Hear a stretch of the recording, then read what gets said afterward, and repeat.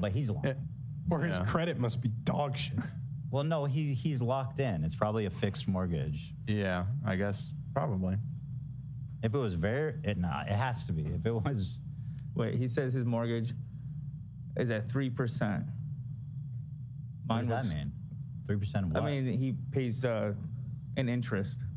3%? That's like as low as possible. Yeah, mine's 4%. Like and that's good. 3% is insane. The current mortgage rate is like 7+. Should mention I'm also a So hold on, let's do a mortgage calculator. Okay. Now he's had this house for it's got to be at least 10 years. Okay. If it's the same house, yeah. It is. Okay. People know. So when did he buy the house? If you have that date. This Reddit post guessed that he had it for. Oh, actually, never mind. It says 10 to 12 years left. Well, let's say 10 years he's had it. Okay. Oh. Okay. And the cost of it is what? What did you say, 170? Oh, yeah. Okay, hold on. Maybe I misunderstood this. Oh, there's a video here. A boogie bought his dream house for only $275,000, where he talks about it. Oh, 275. And he refinanced it because of his divorce and stuff. Such a so there's more to it. So he refinanced after divorce, which probably was not a good financial decision if he had 3% interest, right? There's more details in this video if you... I have a boogie house breakdown video? Yeah.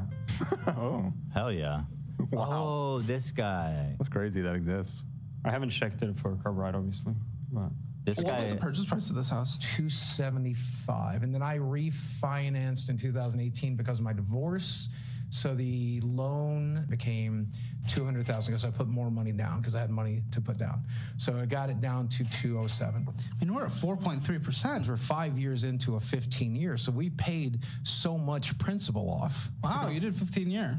Yeah, I was making good money at the time. So why not do 15 That's years? really dumb. That's why would you 15 years on 3%, you colossal idiot? Moving out of that house and trying to stay in Northwest Arkansas near my medical professionals where that would explain why it's higher. Yeah. If it's 15 years. Well, did he just say he moved out of it?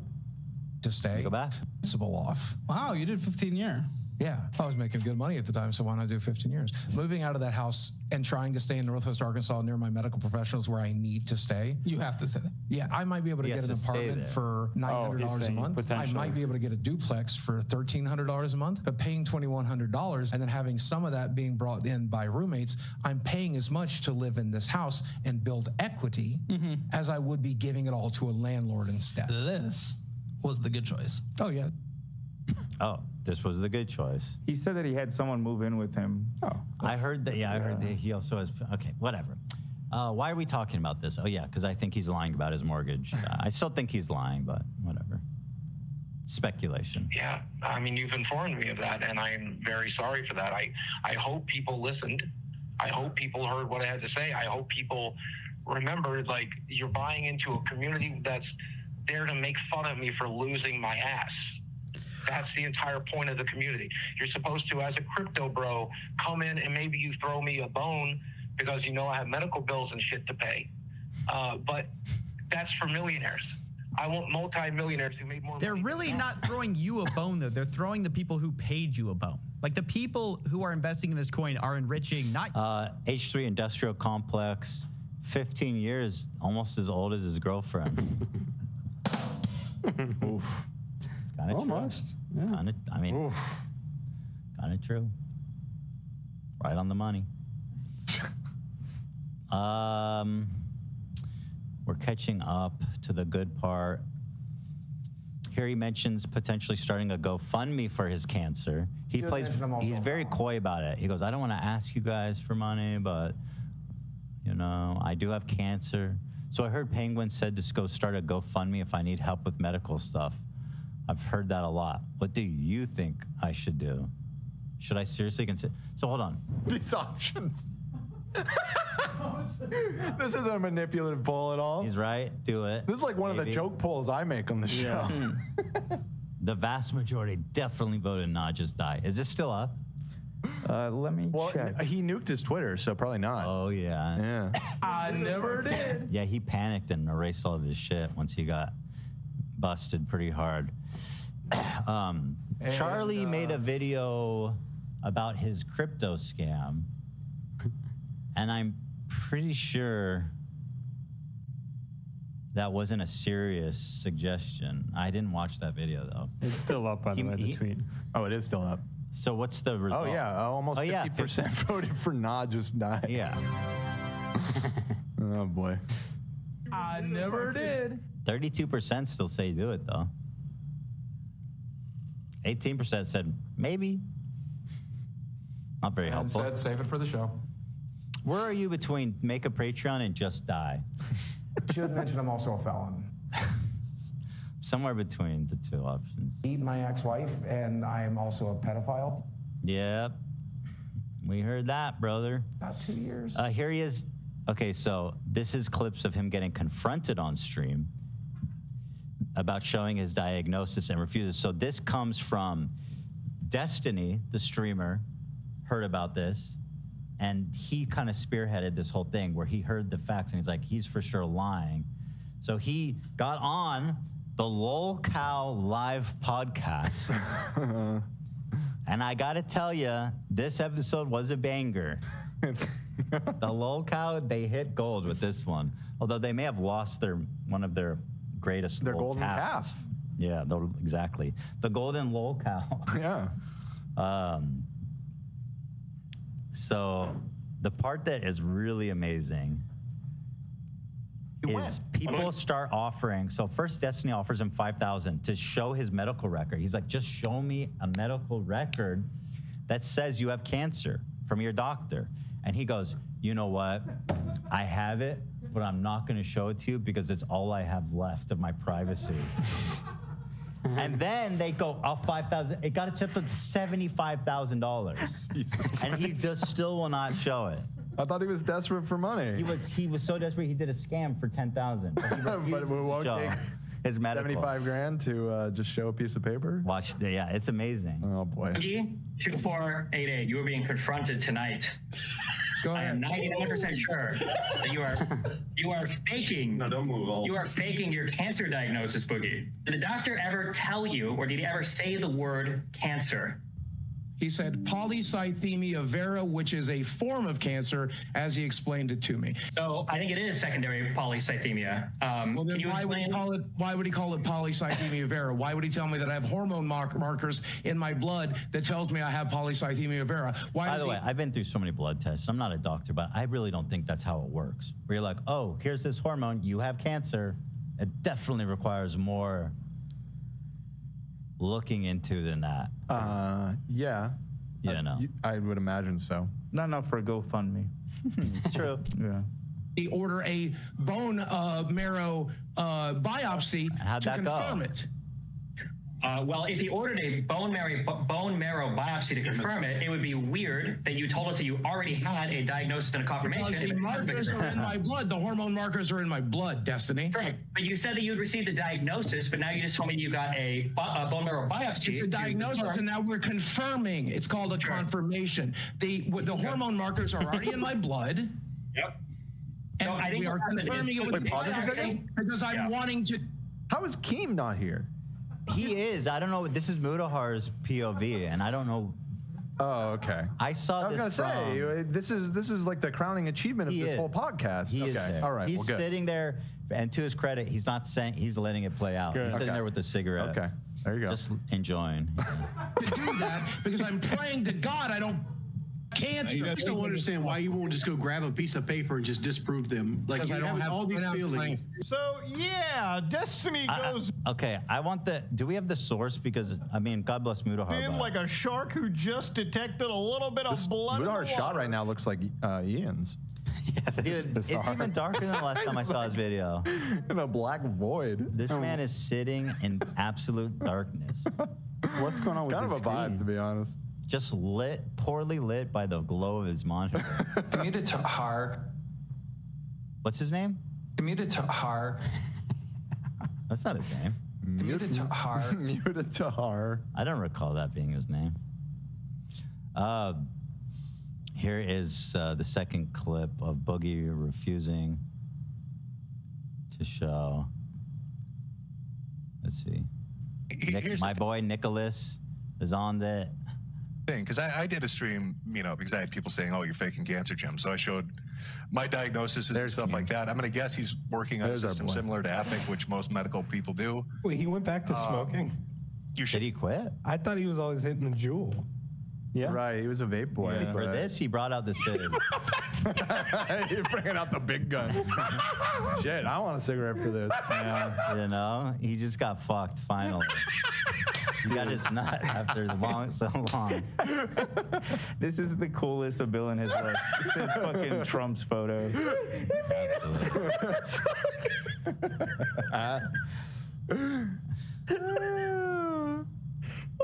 Kind of amazing how he made it. Oh, where's the audio? Oh, shit. Here. Check the player. It probably got muted on there. Was that you, Zach? It was down. Sorry, I was laughing too hard. My bad. You should be able to go right into diagnoses, and it's going to list everything that a doctor has ever said you had. Yep, I just read it to him. Okay, and so it lists the cancer there? Yes.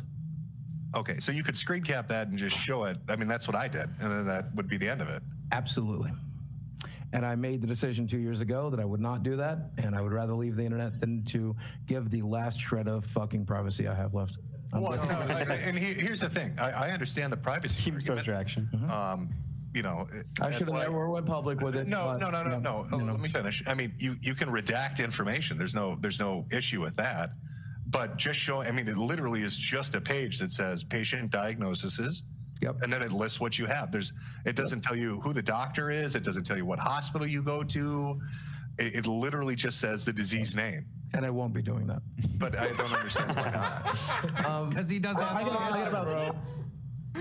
Come on. How great is this? I mean, it's so unreal. good. Dude, I find it so interesting that Keemstar made it. Like, this lol count shit was so garbage at first, but it's turning into this fucking thing. Yeah, It's definitely peaking, right? Yeah. At least he may have peaked, but I certainly got to give it up. I mean, this is phenomenal. This is phenomenal. I love that Keemstar looks like he's in a garage and he's like lit by headlights to me. True. It looks like the reflection of headlights. Someone's just getting ready to run his ass over at any time. He does have cancer. Yeah, that's going to be the narrative they'll go with. So that's the Well, no, I mean, I'm legit trying to give you the benefit of the doubt. When I shit on you for the crypto thing, man, I said I'd take your word that you had cancer. I'd take your word that the medical shit's expensive. Yep. So I mean, this seems like I spent 2 years treating a disease that doesn't exist. These people used to be my friends, and I genuinely would have never believed it would even come to this. And I'm just. Wow. How amazing is that? Amazing. Oh, God, that's so painful, dude. Let's see if it works. Good luck. Join video call. Why not just This is 17 minutes. That's too long. They don't even have to share it publicly.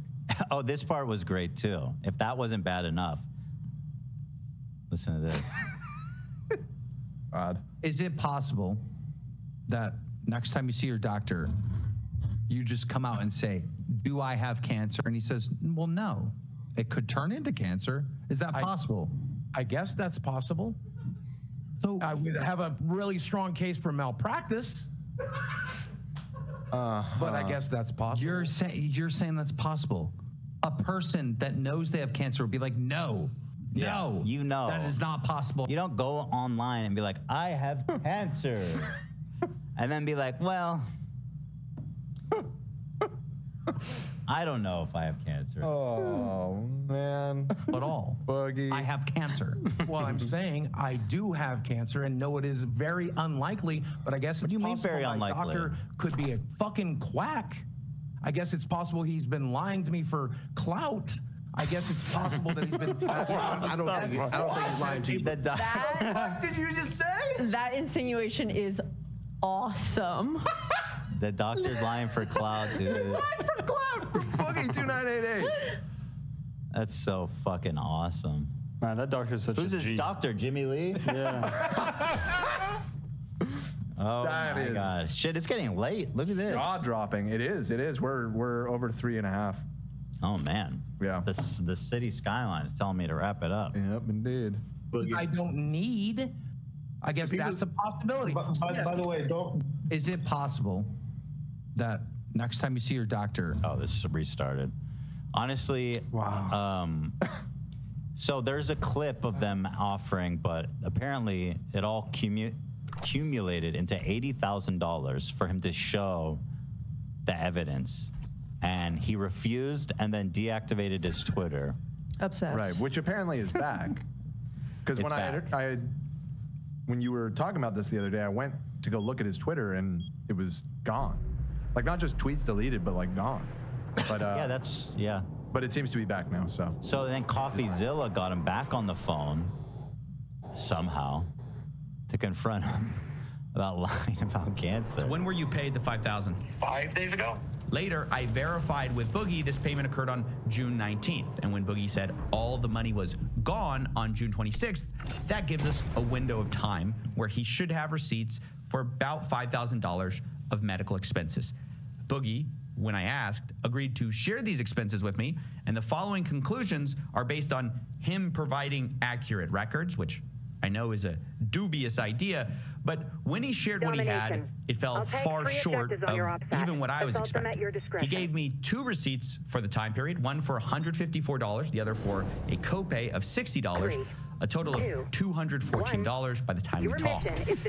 So where did the rest of the money go? Well, Boogie claimed that it was really intended for medical expenses after we spoke, and that when he said the money was gone, he meant it colloquially and then accused me of lying.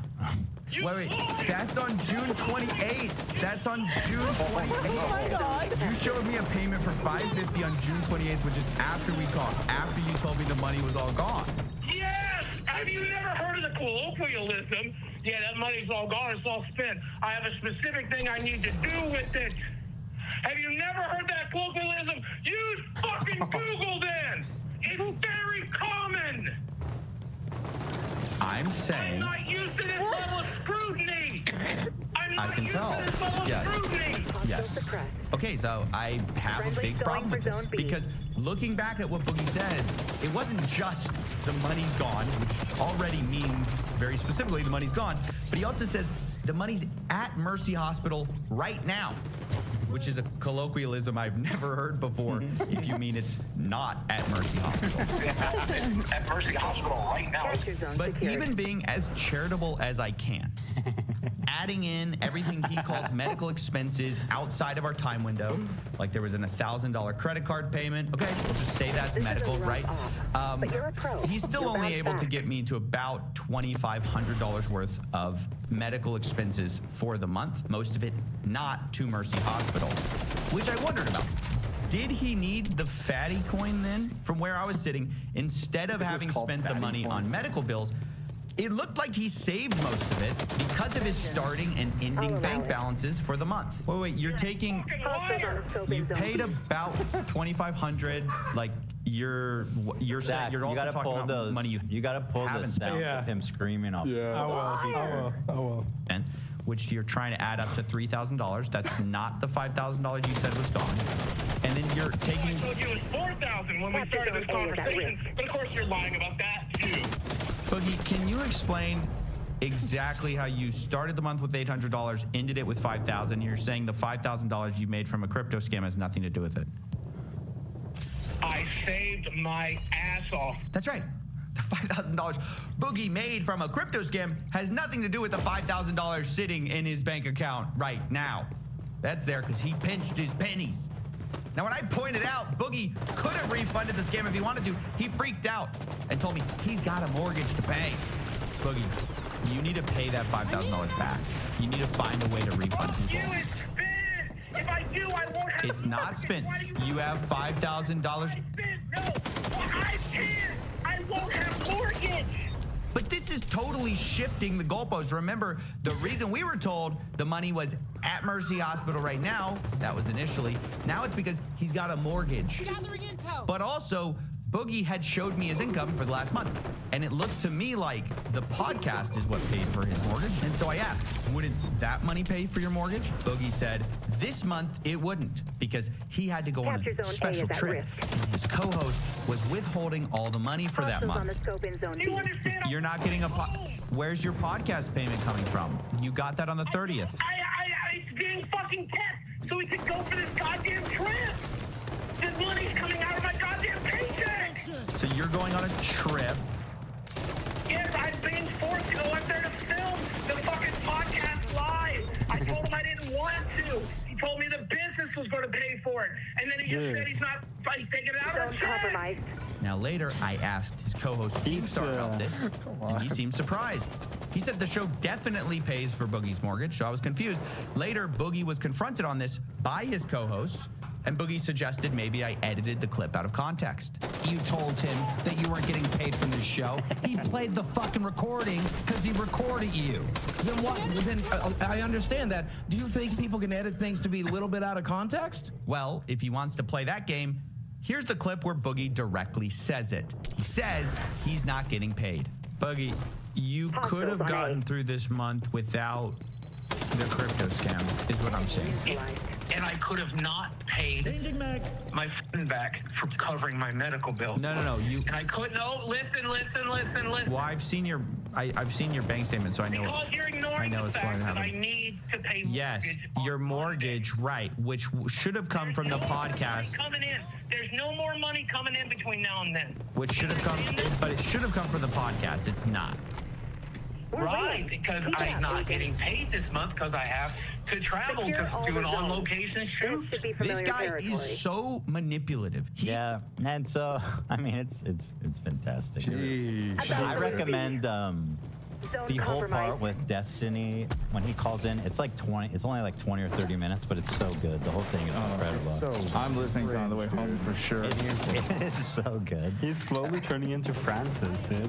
Yelling like that. Oh my God, he's becoming Francis. Right. That was the real persona. Maybe he'll come back around and be like, it's all been method acting. When he was yelling just now, I sensed the Francis voice in there. That wasn't Boogie. You're right. Boogie, dude. Just remember that Boogie, right before all this went down, his choice words for me to get my shit together. Get your shit together, Ethan. Love it. I wonder, This is all your fault, Dan. Yeah, I feel partially responsible, yeah. Fuck Ethan Klein on this? Why? You mad at Ethan Klein? Oh, he's wearing a Teddy Fresh hat. I just realized. Is that a TF hat? Yeah, I'm almost certain it is. I just realized. Wait, is it? I was wondering that too, because you have a hat like that that's blue. It's like a blue and pink, so. I think it's not. It looks very similar to one we made. By a wide margin. Ethan Klein? Hell yeah. Oh, did Ethan Klein invite you to his podcast, use you for your clout, and not even talk to you afterwards, He's not loving even feed you, barely even fucking treat you like a human being, and then block you on fucking Twitter after you get a stroke 3 times? Yeah, I can understand why that would make you mad. Let me sign this motherfucker. This is really what you wanted, huh? Oh, yeah. Ethan, I used to love you, brother. Get your shit together. What? You used to love me? Saying, dude? You used to love me, even though I didn't feed you? Right. This is you. This is so you, Dan. Dan leaves Boogie's mission out of the roast supercut. Boogie fakes getting cancer. Yes. Oh, I'm sorry to do that to you, Steven. Why would you do that, Dan? Why would you fake him having cancer? Yeah. All right, that's enough. It was showing daytime before when it was minimized. And looped. The dreaded loop. We reached the end of the video. I haven't laughed that hard in a long time. I spit out my drink. I had to run out. That was funny. You can't write that shit. Oh shit! People are exposing me on the subreddit already. Fuck! Look at this. People are what? They're exposing me on the subreddit. Food. No food. Oh shit! Oh no! That's fucked up, bro. That is fucked up. I would have ordered him a pizza if he wanted. You're so right. Maybe Boogie had a point faking cancer. Yeah, no pizza on that table. Yeah, True. It's valid. It's valid. All right, listen, we've been going. We're back. Thank you, everyone, for being here. It's good to be back. We love y'all. Let's keep it going. Hey, let's keep it going. We'll be back on Wednesday. We've got so much more to catch up on. What, Dan?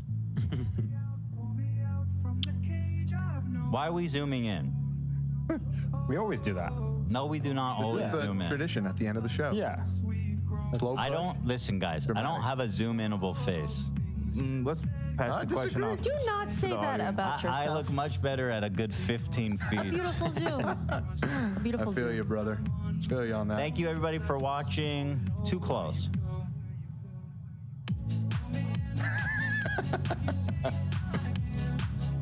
Wow, this close, you can really see the proportion of your hands. You're glowing from behind there. Look how big my palms are.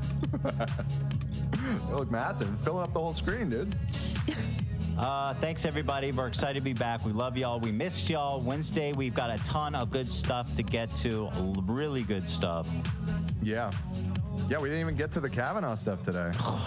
Which is dying. like... Dying. Tune in Wednesday for that. We are not exaggerating. It's one of the funniest things I've ever seen in my life. I was crying laughing.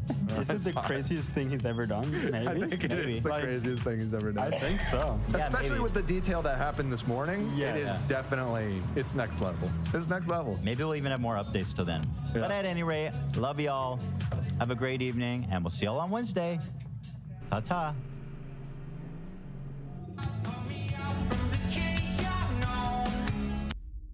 Pick me girl, not like other girls. Tomato girl, vanilla girl, girl's girl, not a girl's girl. Horse girl, boy girl, girl girl. You know when you say a word so many times that it stops sounding like a word? So let's try it right now. Picking. Say it with me, everybody. Picking, picking, picking, picking, picking, picking, picking, picking, picking. Actually, it still kind of does sound like a word, but you get what I mean, don't you? It does happen. You know it, I know it. Don't argue with me. You better listen to me because I'm definitely an authority on this topic because I know at least 100 words in one language. So, yeah. Are you a woman who wears makeup? Pick me. Are you a woman who doesn't wear makeup? Pick me. Are you a woman who's mean to women? Pick me. Are you a woman who's suspiciously nice to women? Pick me. But really, ladies, please, pick me. I can neither swim nor drive, but I make a swell day, I promise. Oh, since we're meeting, I better introduce myself. My name is Tara Mooney, and this is the only channel on YouTube where all videos are written and produced by a cow. She couldn't be in the video today because she's actually at a bovine auction trying to get picked herself. But if you like and subscribe, she might appear in the... Oh God. Oh, phew. Okay, she's okay. She's okay. We just misunderstood what a bovine auction was. Whew, that was a close call. I thought it was, like a bachelorette auction. I'll never make that mistake again. So, for those who have just tuned in and are thinking, pick what? Pick me girl is a term used to describe a woman who puts down other women for male approval. At least that's my simplified definition. And if you're thinking, wow, this Tara Mookney person is way behind the discourse, bite your tongue. I've already made a video on this. In fact, 2, during the heyday of the Pick Me discourse. I listened to this band before it was cool. So here's a rundown of the video where I was growing out a buzz cut and I didn't know how to apply acrylics. I owe that first Pick Me video essay my YouTube career, basically. When I uploaded it, I had 300 subscriptions. I then took down the video due to various mistakes, factual errors, and these things started to matter because I suddenly had a platform, which was whoa. I then re-uploaded it in December 2020, so just a few months later, but it still is my most viewed video to this day. I stand by a fair chunk of the things I say in it, but that video has always caused a lot of internal conflict for me, which is why I took it down for so long. I wasn't sure if I wanted it to represent myself, and my content,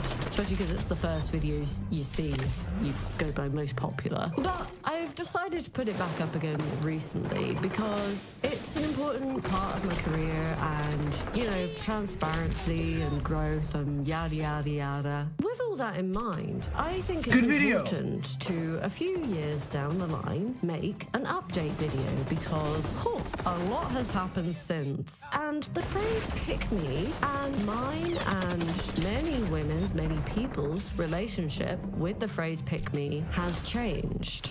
For starters, it was a phrase that originated in African American communities. But The internet did its thing, and now it is ubiquitous. And having edited most of this video already, if you need a drinking game, just drink every time I say ubiquitous in this video, and I promise you, you will get very happily tipsy. Unless you're underage, then don't do it. But yeah, today's tale is going to be about a phrase that originated as a term to call out internalized misogyny, but then devolved into its own Frankenstein's monster, where it has now become a tool and a weapon to aid misogyny. Arguably, one would argue. So, how did this happen? It's a mystery. Actually, it isn't. I'm about to explain it, but I do love me a mystery. Alexa, play Mysterious Girl by Peter Andre.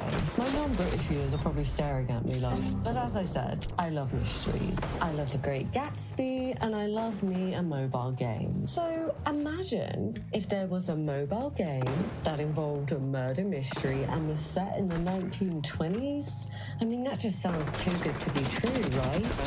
There is June's Journey. June's Journey is a hidden object mystery game / detective story set in the roaring 1920s. Your main girl is June Parker, who is determined, like the girl boss she is, to solve her sister's murder and unveil her family's secrets and scandals. I like how you can have your own unique spin on the game by customizing and remodeling your own mansion and your garden island. Call me Queer Eye. It's also just a very aesthetically pleasing game and has really made me want to go thrifting for 1920s clothing. And importantly, the game is free to download. You can get it on iOS or Android mobile devices, or download it on your PC using Facebook Games so you can play it wherever and whenever suits you best. If you fancy embarking on a murder mystery and Marie Kondoing back in the 1920s, download June's Journey free by clicking the link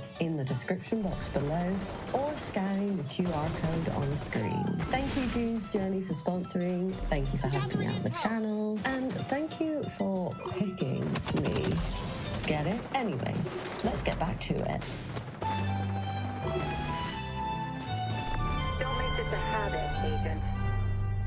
I'll keep this brief because I already have 2 videos on the Pick Me discourse. But here's a Cliff Notes summary. The term stems from BVE/AAVE, Black Vernacular English / African American Vernacular English, and gained online notoriety when it trended on Twitter in 2016 with the hashtag #TweetLikeAPickMe, where Black Twitter users tweeted satirical posts impersonating the caricature of a pick-me. Its use then expanded across YouTube, TikTok, Instagram, you name it, and to those unaware of its origins. Some misguidedly believe that it is a Gen Z / TikTok phrase. Pick-me puts down other women in pursuit of being picked by men, whether it's romantically or for general male validation. She wants to be picked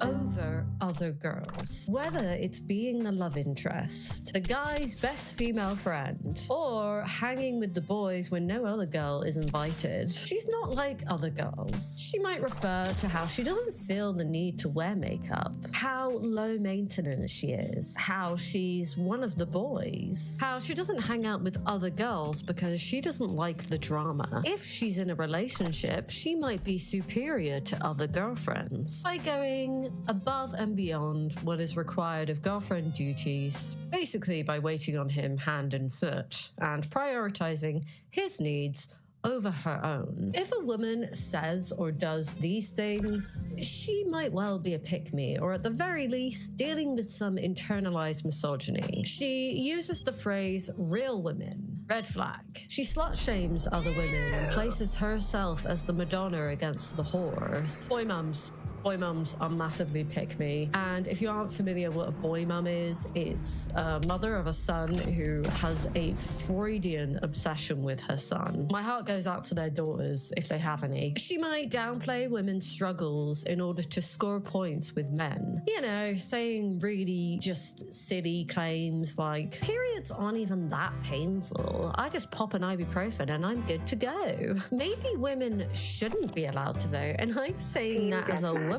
fellas. She also might actively partake in rape culture, whether it's victim blaming individuals or making blanket statements about women who accuse men of SA. This term has at this point become ubiquitous. You'll see it all over YouTube, TikTok, Instagram, publications, how even psychologists have studied the phenomenon. But its use has strayed far from the original meaning and its original intention, and well, it's a mess. And someone needs to tidy it up. Women, get thee to the kitchen.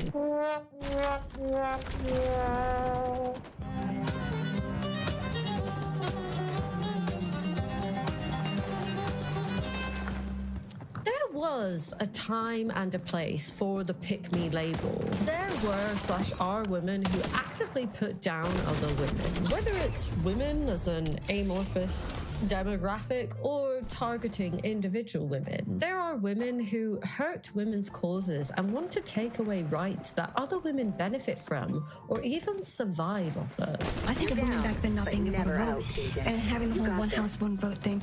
Why would you marry a man who wouldn't vote in your best interest or you wouldn't agree with politically to begin with? Teehee.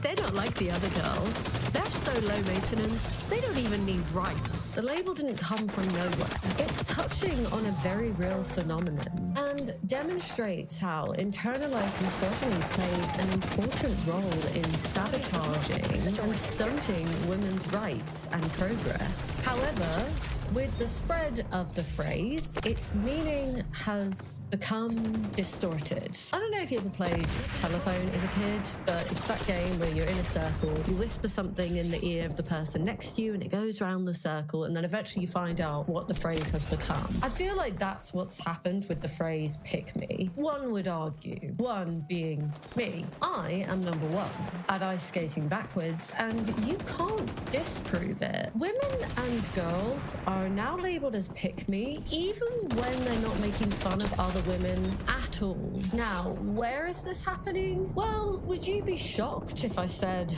TikTok? The hashtag #PickMeGirl on TikTok has 3.1 billion views, with many videos parodying or impersonating so-called pick-me girls. As Dr. Christina Riley, professor of critical race theory, gender, and critical race studies at American University explains, the ubiquitous presence of these skits on TV and social media enables everyone to add something to the list of grievances pitted against this figure, to the point where literally anything could qualify someone as a pick-me girl. Ultimately, this trend further perpetuates the sexism it so vehemently strives to decry, broadening the terms for women bashing. And I'm aware that TikTok isn't the whole world, but it is where the kids hang out. And I would argue that younger people misusing the phrase will only pave problems for the future. And now, the initial use of pick me was an earnest attempt to deconstruct internalized misogyny. I just don't think women should be president. Like, I wouldn't trust me with the nuclear codes. My hormones make me absolutely crazy. I feel more comfortable in the kitchen than in an office. If your man cheats on you, it's probably because you're getting fat. I hardly wear makeup. Makeup is just for girls who are insecure. Objectify me, please, I'm begging. Most women actually like to be cheated on. They're addicted to the drama. But it has spiraled out of control and become yet another way to police female behavior, achieving the exact opposite of what it originally intended. Oh, is that a spider? Ew. Oh my god, you're such a pick-me. Because I don't like spiders. I hate when girls pretend to be scared of spiders. I'll kill it, okay? Most girls wouldn't be able to do that, but I can. Do you know what pick me means? I'm just wondering. Irony, eh? TikTok has given teen girls and grown women permission to tear each other apart for being too much, too annoying, too attention-seeking, too friendly, too cool. My best friend Christy is the pinnacle of an unrealized pick-me girl. But basically the concept of an unrealized pick-me girl is a girl who just doesn't even have to try. Like, it doesn't matter what they do, they're just cool. Then they just aren't pick-me's, Chrissy. I don't know what to tell you. Excessive in whatever way annoys you that day. I love those people who are like, I'm so small. Don't laugh at me. Stop. So, what makes you pick me now? Having a name that starts with A and ends with A. Pick me like pick me. Pick me like pick me. God, it's a bit of a tongue twister, but basically the song just says pick me. I know this might seem like a cherry picking example, but this video has 2 million likes. Wearing your skirt a certain way, being openly bisexual, and oh, my favorite, as a slightly below average height girly, being short and daring to be aware of it. Let's go get our skates. Wait for me, I got little legs. We should like compare hand sizes. I know, it's like you're holding a baby's hand. Like, try and carry me. Stop, I do not buy my shoes in the kids section. Okay, maybe I do. At least I get a discount. I would literally be swimming in your clothes. I'm just so petite and nimble and thin. Can you help me get something from the top shelf? I can't reach it. Oh my god, you're so much taller than me. What? A lot of people don't realize that being petite is about your height and not your dress size. Anyone under 5'3" qualifies as petite. Whether you're skinny, fat, curvy, regardless of body type. I'm so small.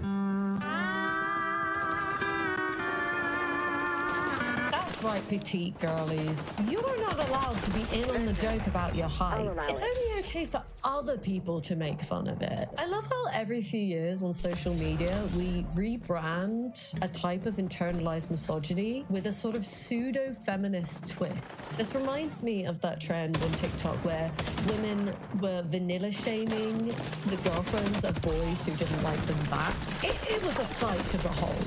And this kind of reminds me of that because there's this imagined enemy. I'm not saying that women who, you know, over cutesy themselves. No, and it's not even that. I just feel like everybody just so tall.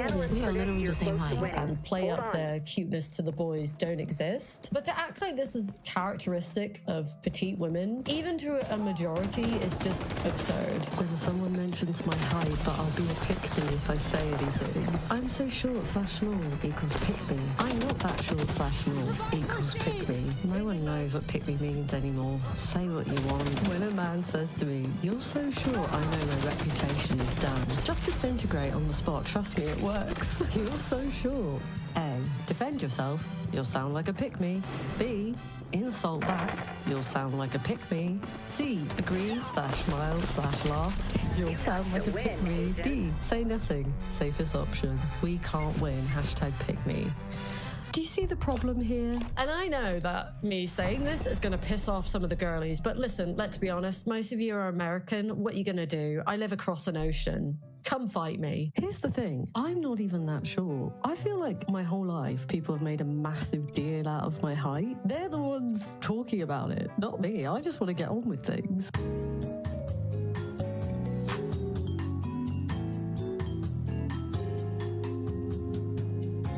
So now when they mention it, I might just change the subject to my massive dong. The number of videos I've seen sharing this sentiment would make you think that the majority of short women fetishize themselves, when actually they just want to be taken seriously and treated as grown adults. And to be clear, I am very conscious of the fact that tall women deal with misogyny and get sort of masculinized in a way. You've also used your platform to talk a lot about the masculinization of tall Black women, tall dark-skinned women. I face like a lot of criticism from people who have an issue with me expressing my femininity. I used to play sports a lot growing up, so no one had an issue with me being the athlete. Right. But the moment I wanted to, start wearing makeup and start looking pretty and start doing something that's out of the norm of what, people that are tall are supposed to do, people started trying to bring me back to that masculine side. If you're a tall girl and you're insecure about being tall, just remember, Jennifer Lawrence is 5'9", Zendaya, 5'10", Naomi Campbell, 5'10", Blake Lively, 5'10", and Taylor Swift is 5'11", okay? All my life, I was taught that I was ugly because I was tall, but once you get older, you realize just how powerful it is to be tall. So be proud of yourself, accept yourself, love yourself. As I'm sure you've gathered, this issue requires approaching it with intersectionality. I'm by no means trying to say that my experience as a slightly shorter than average woman is on par with being masculinized as a tall black woman. Absolutely not. But I went into it in such detail in this video because it seems to be the thing that's associated with pick-me's. And it's something I can speak from my personal experience. Back to the point of intersectionality, when we're thinking about short women, different countries have different average heights. So that's worth thinking about when you make generalizations about short women. Basically, to summarize, if you are average height, don't comment on people's heights. I don't want to hear it. Zip it! Zip it!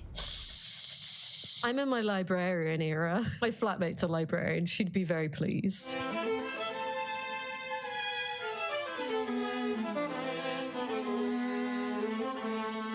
Now that I've pissed off a whole genre of TikTok, I want to dissect a new Frankenstein's monster, the anti-pick-me girl. Ooh. In short, the anti-pick-me girl is a girl who shamelessly embraces feminine interests, rather than the mainstream distancing from them that was very popular in Northeast teen movies. She's the anti-pick-me girl.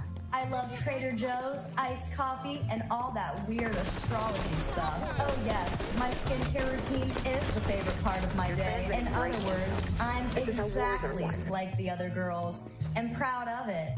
She's the anti-pick-me girl. I think women are the coolest. Not only do I have several consistent female friendships that I have valued greatly throughout the majority of my adult life, but I love watching women in general become more assertive about what they deserve and support one another.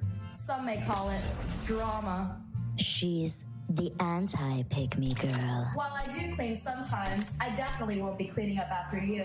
And before you ask, no, I can't name 3 songs from the band on my t-shirt. And you can see where this comes from. This reclamation is a response to the fact that feminine interests have almost always been the butt of the joke. Shopping? Vapid. Boy bands? Cringe. Iced coffee? Basic. Pink? No, get it away! As a result, the girlies are fighting back. I am exactly like the other girls. I love girls, I love women, I love our silly little coffee walks, I love getting ready together before we go out, love a margarita, love a bottomless brunch. I love that we love getting a good pic. In fact, some even lean in on the ditzy, feminine, basic stereotype. And this is a valiant attempt to fight the relentless denigration of stereotypically feminine interests. Another thing that's fun about all this is that, I will admit, I have a bit of a petty streak. Do I get a kick out of exclaiming to a circle of men in a pub, why don't we just print more money, and seeing how red their faces go? Oh, I live for it. But Whitney Houston, we have a problem. The anti-pick-me girl might do more harm than good. For one, it reinforces the gender binary that certain branches of feminism fight so hard to deconstruct. A girl might not want to wear makeup, not because she's a pick-me, but just for any other reason. Some of it has become so invested in defending feminine interests that they dismiss the possibility of women organically having masculine interests. Here is my response to being called a pick-me girl. Ever since I've talked about living with all guys, one of the most popular comments I get is, you're a pick-me girl. I want to share my perspective on that. Pick-me girl to pick-me girl. It's not pick-me to have guy friends. It's just not. I also talk about my girl best friend all the time. I'm not claiming can only have guy friends. I get it when a girl is tearing down another girl for a guy. I get how that's pick me, but comments like these are pick me to me. People call Kendall Jenner a pick me for liking basketball. That's not very girl supporting girls. That just feels like we're moving backwards to me. Why can't someone like Kendall Jenner like basketball? Let's start there. Why does everyone think she's lying when she says that? That's just one example. Why am I a pick me for having guy friends? Don't even get me started on girls who like sports. Like, oh, you like sports? You're gonna sit on this couch and watch an entire football game and enjoy it? No, honey, you just want to impress Chad, Brown, and Thad. Like, pick me, choose me, love me. Because she could only possibly be doing it for the boys, right? The pick-me girl archetype highlights just how deeply embedded the idea of the gender binary still is in our society. No matter how it's interpreted, the pick-me girl archetype diminishes the personhood of individuals who may possess identities and personalities that are a mixture of the feminine and the masculine, and continues to peg gender expression to biological sex. Remember earlier where I showed that TikTok that mentioned bisexuality? This reminds me of how when girls in school would make out with each other and other women would exclaim, oh, they're doing it for the attention of boys. Now, I'm gonna put on my tinfoil hat because I have my own theory about that. Honestly, I think most of them were using it as a cover. I reckon they were just feeling a bit gay. And I can't help but notice that often when girls are accusing other girls of seeking male validation, I can take your man if I want to. I can take your man if I want to. They might be projecting. Methinks the lady doth protest too much. And the jealous gatekeeping of male attention just brings us back to square one. And ironically, it's in a similar vein to the I'm not like other girls trend. I'm sorry, but girls who drink beer because they like it are victims. Like, nobody likes beer, except for guys. Oh, and girls who like, oh, I'm gonna eat a burger at this restaurant because I'm on a date with a guy and like I need to prove to him that I can, like, you're a pick me. Pick me, pick me, pick me. You're a pick me. People like this assume that they know when someone is being inauthentic. They can point it out in other people. And then they pat themselves on the back for their superior authenticity. Casey Ayonzo makes this point in her Pick Me video. But in short, only you are in your head. You know your own intentions. You're not a mind reader. You don't know why people do the things they do or like the things they like. And it can be comforting to be dismissive of other people and assume that they're being inauthentic as a way to validate your own identity. They're doing it for attention, whereas I genuinely like this thing. When in reality, we don't know what's going on with other people. We all just need to stay in our own lanes, which unfortunately humans are incapable of. Critiques of the term believe that through its definition, women are still centering men in the way they navigate life. Where you fall on the pick-me scale is parallel to the way you interact with the men in your circle. And nothing captures this better than the very video that inspired me to talk about this topic again. And that is the infamous subway TikTok. Oh boy. Oh girl. We're about to dive into some discourse. So what's your take? My take is that all guys think they want to date the like cool, hot, artsy, baddie girlfriend with like baby bangs and a bad father, but that's actually not the case at all. What all guys in New York want is to date the like candid girlfriend. You can trademark that. Candid girlfriend is a girl who's like 5'5.5", naturally thin, has mousy brown hair no longer than shoulder length. She's like from New Hampshire, maybe studied art history, and I would say the biggest part of her personality is that she like loves pomegranate, and her boyfriend thinks that's like so quirky and adorable. 100% agreed. She's never the like overt center of attention. Her boyfriend is always posting film photos of her, hashtag 35mm, on his Instagram story, and she's always just kind of like... The candid girl is the patient zero of the pick-me girl. She's not even trying to be pick-me, she just authentically has nothing going on in her brain. Pick-me girl is a girl who pretends to be interesting and unique to get attention. This girl just has nothing going on in her brain. She like likes good pottery. And so all guys want that? All guys want that because they can make a muse out of her. Also, this girl is always referred to as this one in the caption of the photo. Happy birthday to this one. And it's always like a photo of the back of her head. They're like in Tokyo on vacation in the spring. Do you know what I'm talking about? They like both love Japanese culture, but they're both white. I've really only seen her on like the third slide of like an IG photo dump on her boyfriend's Instagram. I would love to meet one of them. I'm a girl's girl. I want to see you up close. I want to touch your skin. Her name's Emily.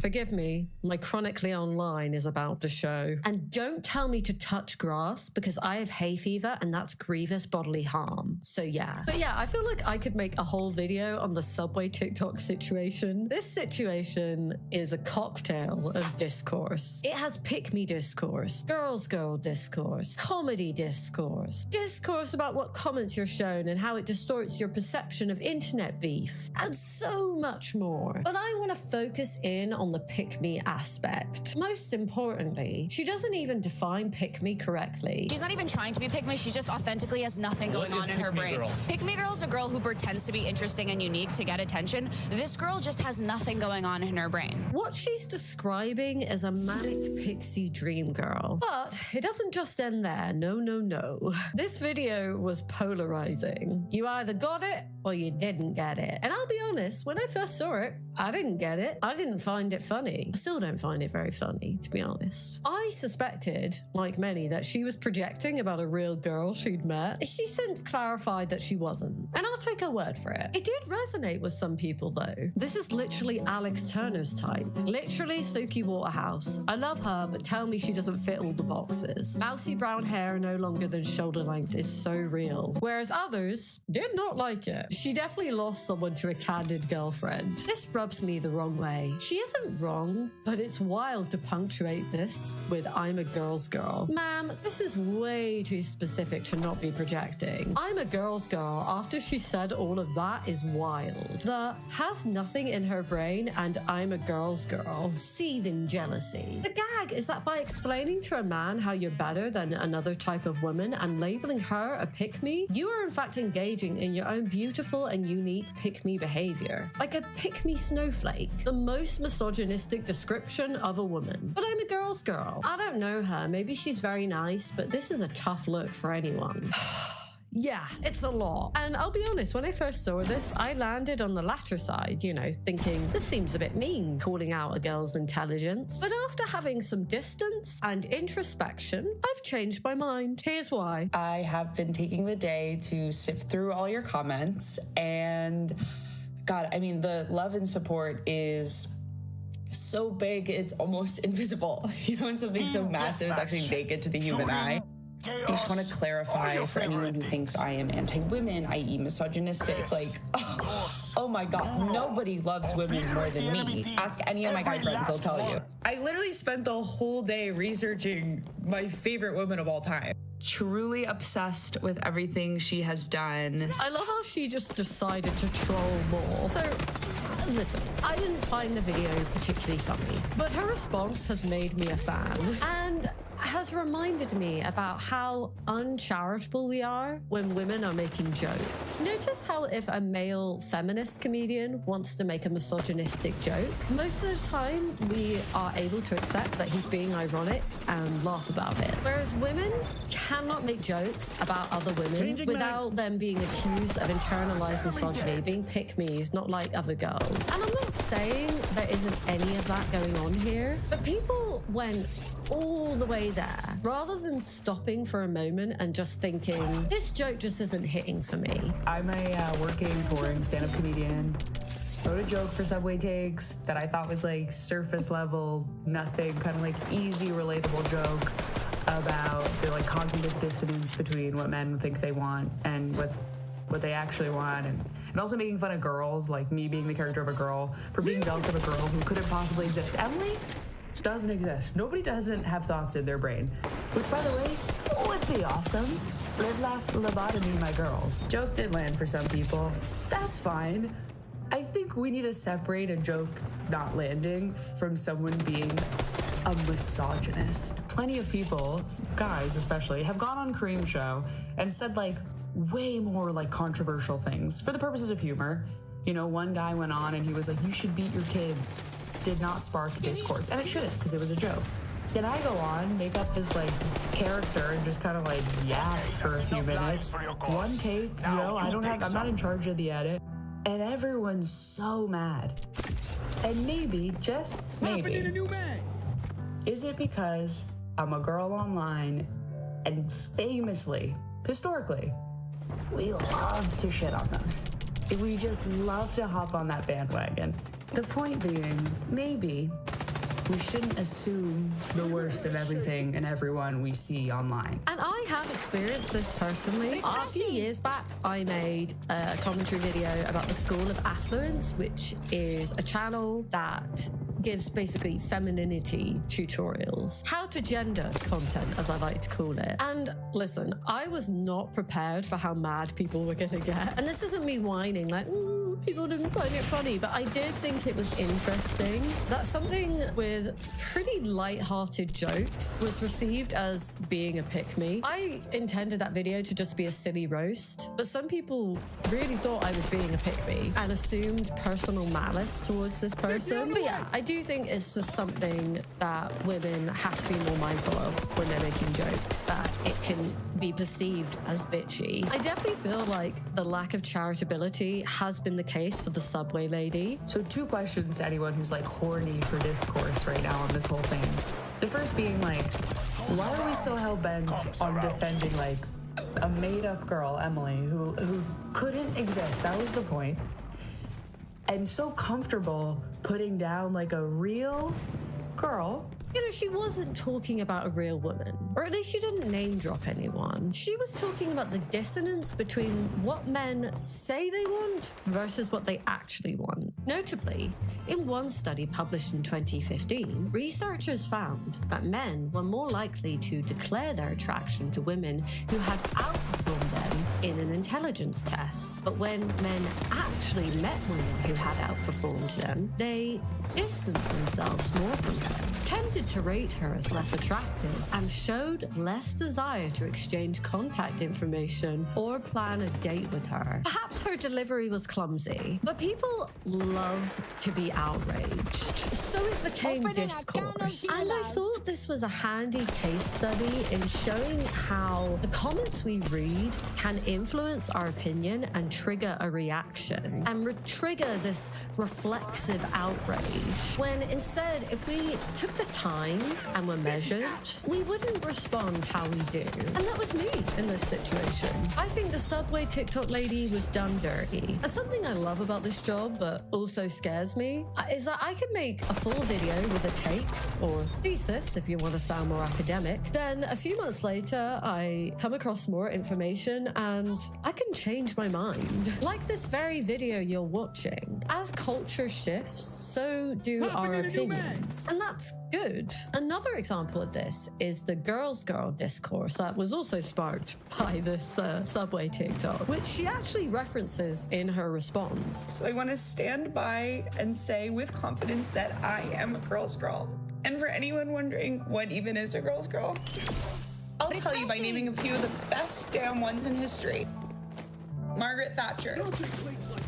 That girl who told me I looked good in pigtails in my yearbook photo in 4th grade so that I would have a bad photo next to her. While her comments, which she later clarified were jokes, do highlight that she suffers from some internalized misogyny, those who claim to be true girls didn't think to address her with kindness or to empathically explain to her that she's subconsciously projecting sexist ideas onto other women, something all women sometimes find themselves doing under patriarchy. Instead, girls girl feminism has emboldened women to bully and ridicule one another when those within our gender slip up and make mistakes. It hasn't even been a year since my girls girl video, and I've already seen so many points that I just didn't think of when researching and writing it. When Dazed shared this article on Instagram, the writer was called a pick-me in the comments, and it all felt so cyclical, so tiring. As expressed by the writer of this article and young women online, for many, a girl's girl is a wolf in sheep's clothing. It's white feminism. Now, in fairness, one could respond saying, isn't it just feminism practiced imperfectly? Let's not throw out the baby with the bathwater. And I would agree. However, if someone is wary of phrases like not a girl's girl or pick me girl, rather than accusing them of being guilty of said charge, perhaps dig in deeper into why these labels make them wary.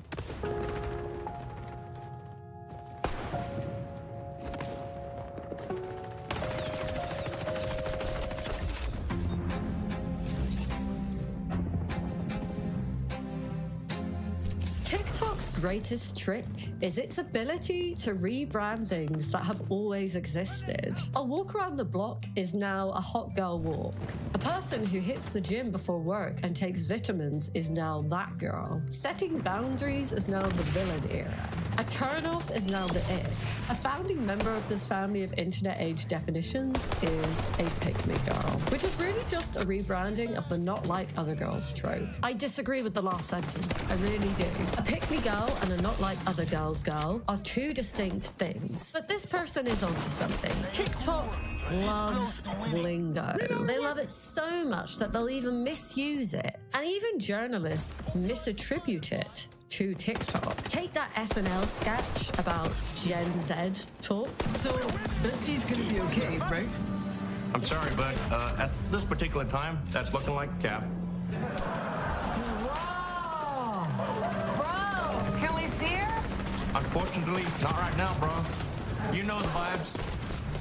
But I promise if They were talking about AAVE, so why does this matter? Well, remember at the beginning of the video where I mentioned Pick-me's origins on Black Twitter and in AAVE/BVE? Well, firstly, let's be clear. I'm not an authority on this, obviously. There are already some great videos on this, such as T Noir's video where she highlights the double standard between when white people use AAVE versus when black people use it. White people can use it without their intelligence being called into question. It's like a fun, quirky little thing, right? And the sad thing is that BVE gets co-opted and used against the very people who invented it. So an example of this is the term woke, which originally meant an awareness of social issues, like racism. But now you see conservatives using it to be racist. So black person in a Disney movie, woke. Black person in a Sainsbury's commercial, woke. Yeah. Terms that originate in black communities, like cancel and woke, are often stripped of their original, more nuanced meanings among black people. And that's exactly what's happened with the phrase pick me. Pick me, once upon a time, was a tool to point out internalized misogyny. And I imagine it must be very frustrating to see the term be bastardized and used to do more misogyny. I mean, and if you are using it correctly, you might get called a misogynist. So yeah, I completely get where this writer is coming from. Some people like to dismiss language appropriation because it's more insidious than, people wearing Native American headdresses at Coachella or the Kardashians. Visual appropriation is a lot more shocking, right? Whereas this is a lot more subtle. But I would say that makes it all the more insidious and therefore ubiquitous. And before people comment strawmanning black journalists who have talked about this, the people I've referenced aren't saying that no white person is ever allowed to say woke or pick me. They're just kindly asking you to use it accurately and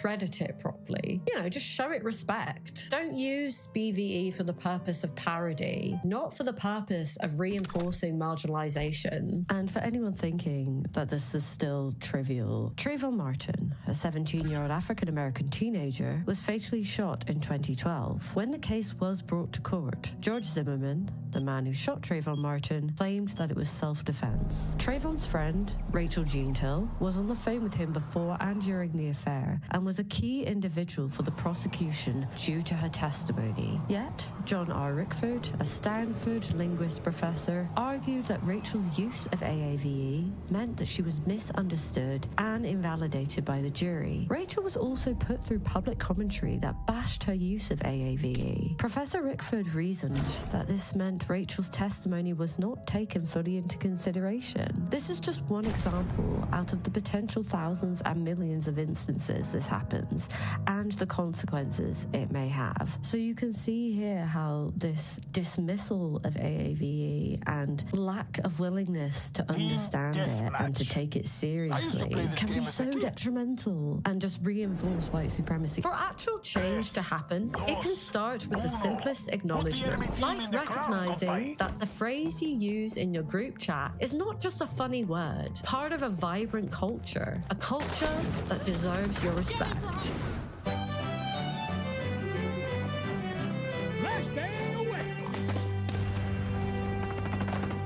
All that pick-me shaming, and guess what? Pick-me's are still knocking about. What was it all for?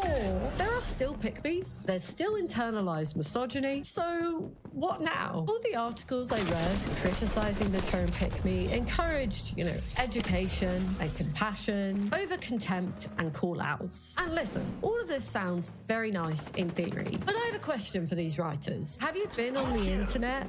Imagine coming across a pick-me and being like, Clarissa, sit down. It's time for a lesson. Putting aside my cynicism, I do agree that empathy is more productive than ridicule, which is why I would reserve the term pick-me for women who knowingly and gleefully put down other women, and more importantly, have actual power and platforms, not teen girls on TikTok.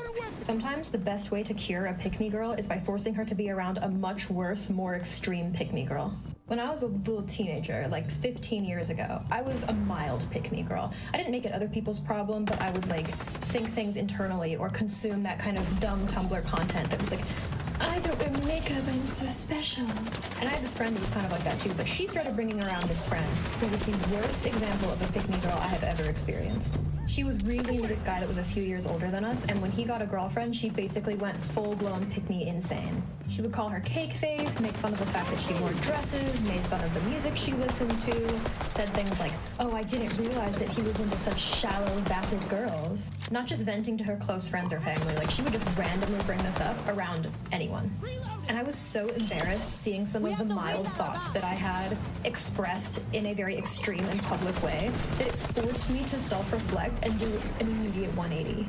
Self-reflection is hard as a kid, and sometimes even as an adult, but seeing what that mindset that I had could potentially turn me into literally scared me into changing myself. To quote the TikTok user, Bastard Bolton, a pick-me suffers from internalized misogyny, not the crime of being annoying. You're allowed to find people annoying and to just not vibe with someone. You don't have to pathologize why they rub you the wrong way. Maybe she isn't a pick-me. Maybe she's just annoying.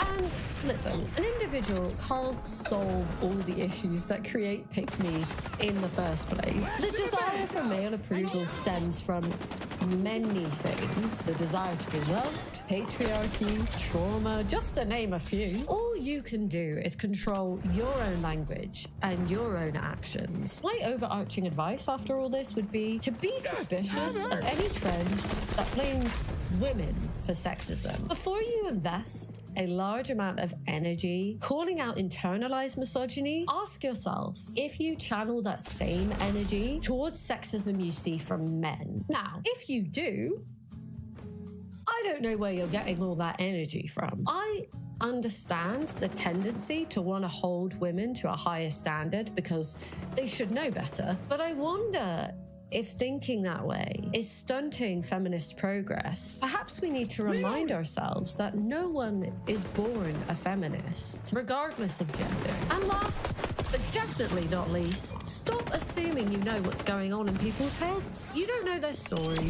You don't know why they do what they do. So ask questions before calling them names. Maybe that girl who you think wears the flashy blue football jersey to fit in with the guys actually dons it as a reminder of her father, who lives hundreds of miles away and sees her only once a year. Maybe that girl who wears bright red lipstick every time you see her does so as a token of her late mother, who loved red roses.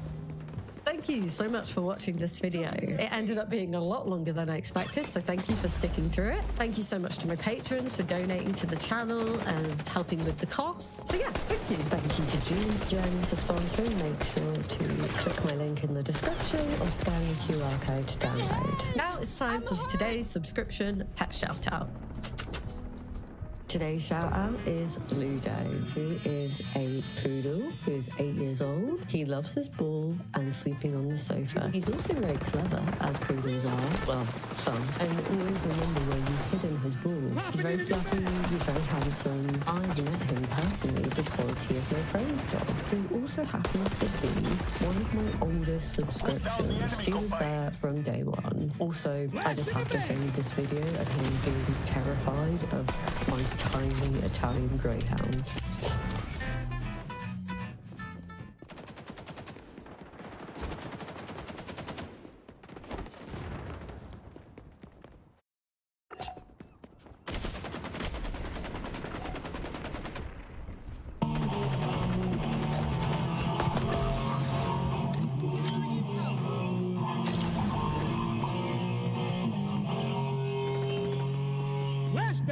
fellas, I feel like it's been a while since I've covered Cobra, and there's a reason for that.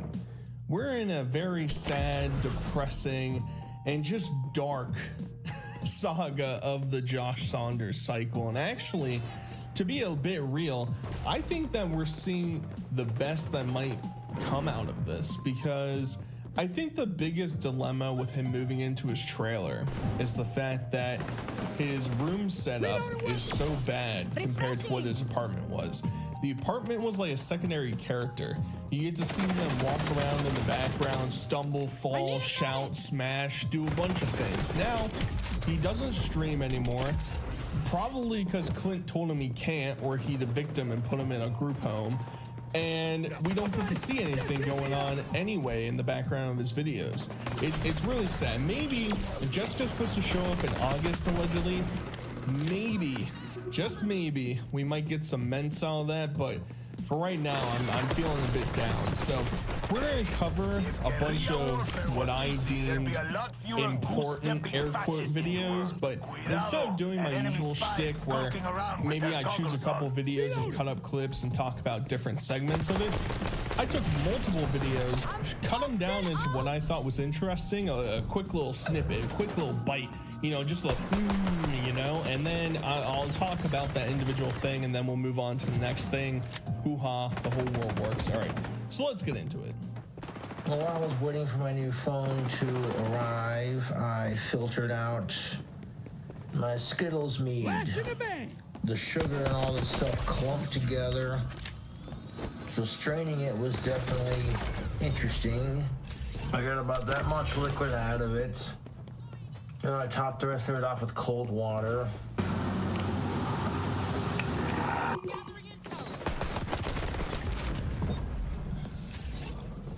Steal anyone's game. Bring this home, combine. Opening a new mag. Don't hit the hammock yet, combine. It's really fucking This is still sweet. anybody's fight. Like overtly sweet. Want to recreate it? Yes. Maybe use like less Skittles next time. Although if you want to use that mini, go for it. He really hasn't been this dejected, I feel like, in a long time. I think even he is starting to realize that his entire existence is living inside of a sarcophagus. He never goes outside, he never goes anywhere, and he just drinks all day. And that's just what he does. And the drinks he makes are obviously disgusting. They taste horrible, they look horrible, and it just bums him out. And he's sitting there trying to masquerade like, well, it's not that bad, I guess, which means it's absolutely revolting. And just for some background, he basically just took an entire bag of sugar and an entire bag of Skittles and poured it into a tub and called it alcohol. And obviously, that's gonna be fucking horrible, but hey, you know, he's trying to entertain the masses, and I'm appreciative of that. And we might as well move forward and look at his old sponsorships, because maybe they'll rejuvenate some happiness into his life. I ordered like $200 worth of tactical soap products. I tried using my coupon code and it didn't work, but I was like, fuck it, I'll just pay full price. Cologne sticks, Maverick number 3, God of War pheromone beard oil for making your beard nice and soft. Deodorant, I'm trying out their deodorant now. Body butter, which is great for after a shower. You wash your skin, or rub it over your skin after a shower, makes your skin really soft. And then of course we got the soap.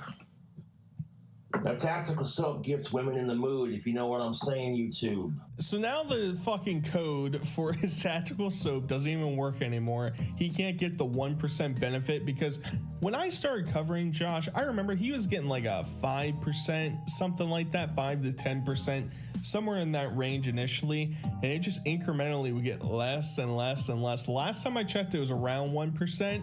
You were getting like nothing off. You were getting like 40 cents off of an order, because I don't even know why they continued to keep Josh as a sponsor. I don't know who was ever buying tactical soap. It wasn't me, Tubes. It wasn't me. But it's really cute to see Josh just throw away his SSI money towards something that he's not even going to utilize. You think this guy is going to use deodorant or cologne? You think that's going to happen, YouTubes? I'm not too certain about that, all right? I'm not too certain. That doesn't seem like it's barking up his alleyway. All right, it's in $200, dude. Like, holy shit, that's like 3 DoorDash meals for Josh, and he's throwing it down the drain for that. But he has brand loyalty, baby. This is what this is like the argument that boomers have in the economy. Well, just find a good job and they'll keep you there and they'll take care of you for 30 years. Then you'll retire with a pension. That's the entire thought process I think's going on through Josh's brain. It's no surprise. He looks like a 1850s gold miner in California, so he's used to that lifestyle of making 2 pence a day and calling it quits. So I've been munching out on this here steak that I made. It's very rich. It probably tastes better fresh, but I digress. It's got a nice smoky fish taste. See, that's a little bit raw, but I don't care. It's like barely medium rare. That is cooked to perfection. Like I said, that steak is barely cooked. Cook in my kitchen too often because it makes it easier to keep clean. It's just easier to DoorDash something, but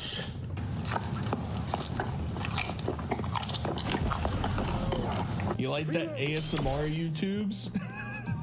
You like the way he munches down, scarfs down this meal? Now, some precursor for this delicious steak and salmon fillet. He basically cooked this in the microwave and in butter for like 30 minutes and then just left it on the counter for an entire night. Came back in the morning and says, you know what, Tubes? I got my lunch and I got my dinner for the day. I'm just going to be munching down on this through the rest of the day. And obviously, you know, you can poke fun. It's not as fun to poke fun at his meals anymore because everybody understands it's just fucking gross.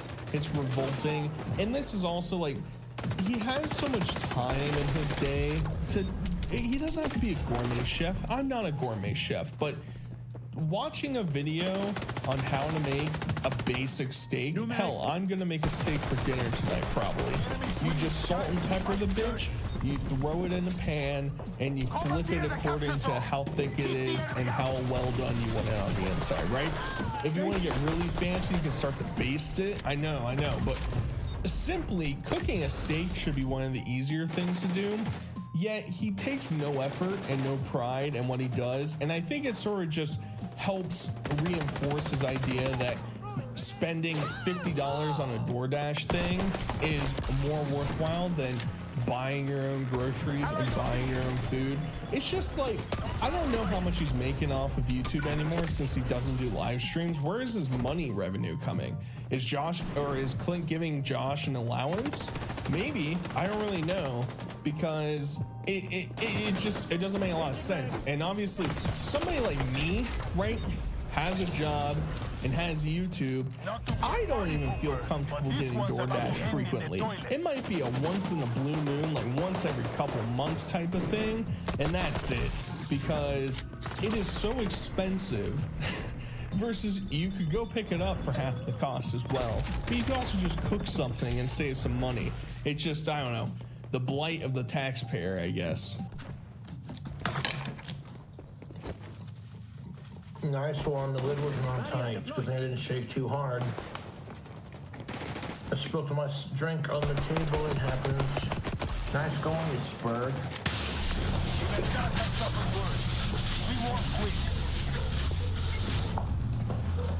You know, I tried shaking my goddamn bottle up like that, and the lid was halfway off, and I spilled a little bit. Now, would you believe me that this was probably the best moment of entertainment from Josh in the past month and a half? Him shaking his body armor bottle that wasn't fully closed and spilling it all over himself.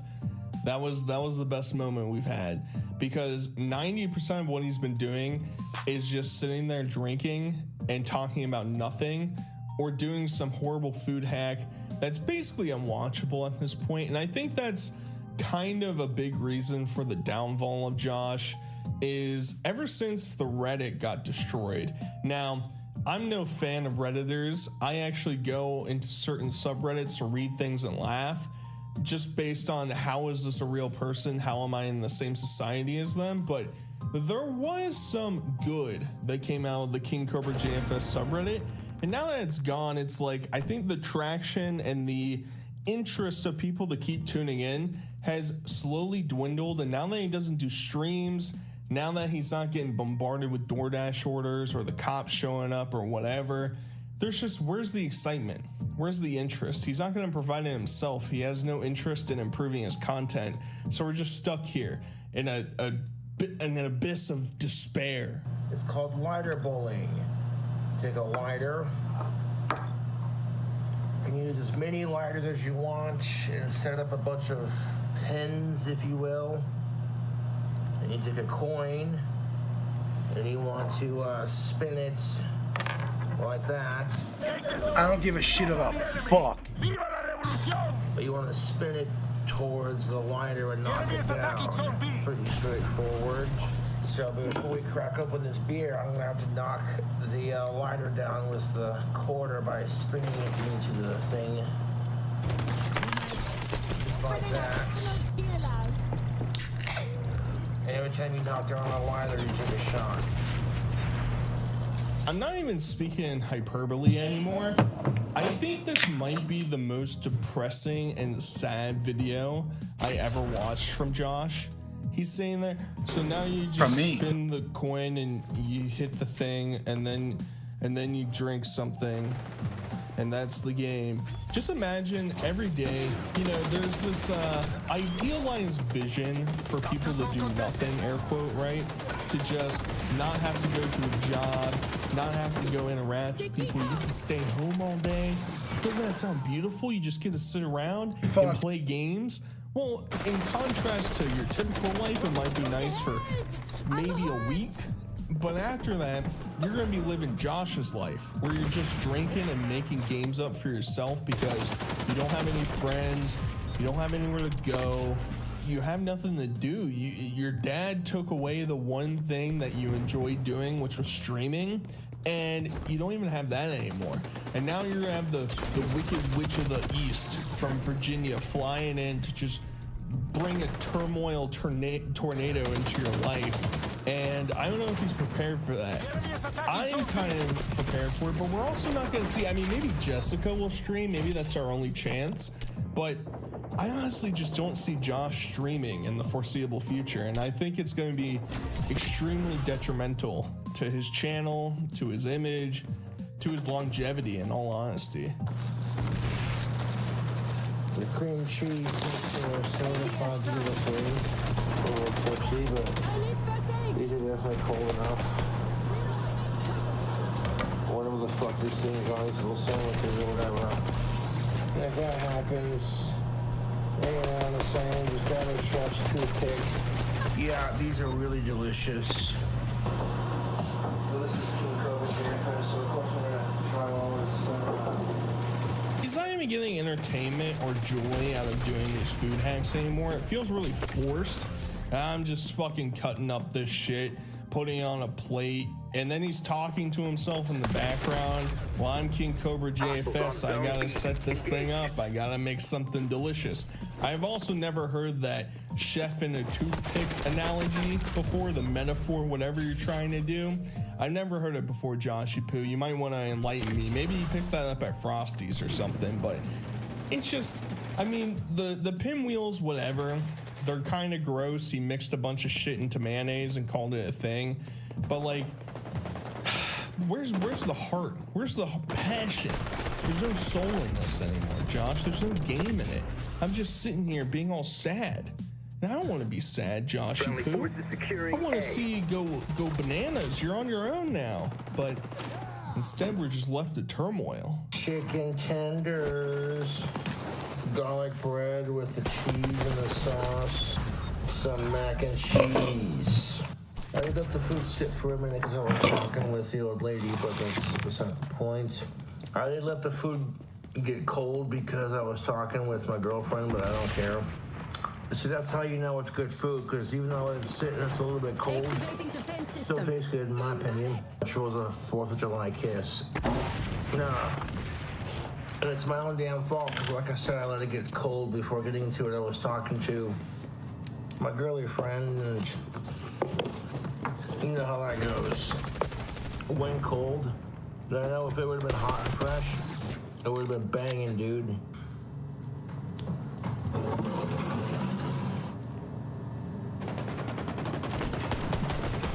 Cocked and loaded tonight. Guys, I really don't think he's mad at Jessica for making his food go cold, all right? He hasn't mentioned it at all during this entire video. I think he's perfectly content with her just babbling about her fucking useless life and how excited she is to come and bring that despair and darkness and vitriol into Josh's life when she flies back out here. I'm sure he's really excited for that, and I'm also sure that she probably really liked him calling her his old lady. That definitely, you know, she'll put on a smile, you know, her fucking wicked witch face, but she's not gonna enjoy it, right? Josh who thinks I'm old. He'd rather jerk off to those young hotties online. I hate Josh. I'm gonna go bananas. And now that Josh doesn't stream, we don't have evidence anymore. She's gonna come in and just massacre him, and we won't hear from him in a while. We'll be like, what the fuck's going on with Josh? And then you read the obituary and there he is. And luckily he's still got his copious amounts of alcohol that he's gonna just keep on consuming tubes, and trust me, you're gonna enjoy this next drink review. There's a button on the bottom. Zone compromised. Mission success achieved. King Cobra JFS finds the coolest beverages. I'd love to start my own cigarette company.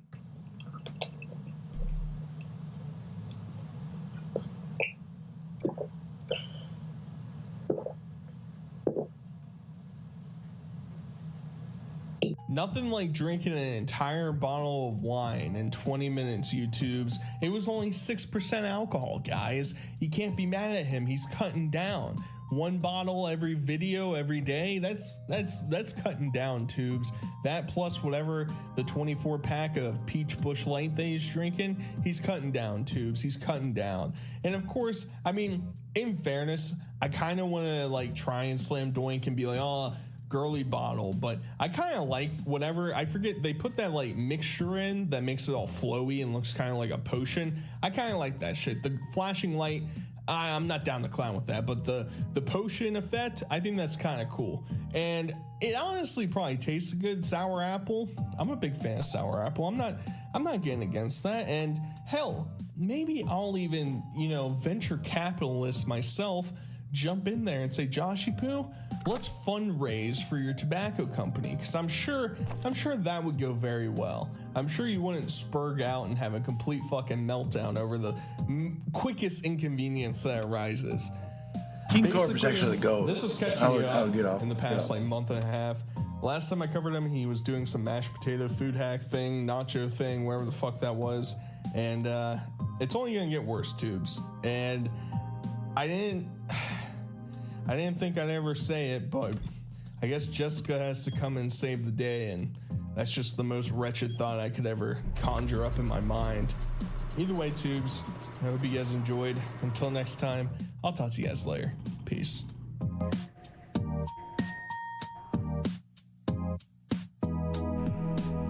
Republicans, on the other hand, not letting a good crisis go to waste, basically serving the 3-minute ad break at the top of the hour over and over again. Here is Benny Boy. In modern American history, one of the darkest moments of my lifetime. You think this was one of the darkest moments in American history? 9/11. Like, what are you talking about? There are literally more tragic shootings of American political figures in Ben Shapiro's lifetime. It's not even in the top 10. Donald Trump being grazed with a bullet on his ear does not even reach the Yo, though, is this the first time there was like an assassination attempt on the American president where a bystander was killed?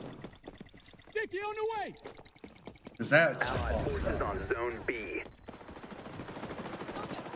It would help that would lose votes. That's people going to use rallies. Top 10 worst political moments in the last 10 years of American history. There are mass shootings and natural disasters that have taken place in the last decade that are infinitely worse than what just took place yesterday. An assassination attempt, and only thanks to the absolute grace of God is Donald Trump still alive. I found about this on Shabbat over where I am in Los. I knew that they were going to start this dog shit. God is protecting Trump. Who was protecting his followers? Nobody. This is fucking chance. Stop with the bullshit. God didn't have nothing to do with this. God's got nothing to do with nothing. You fucking morons.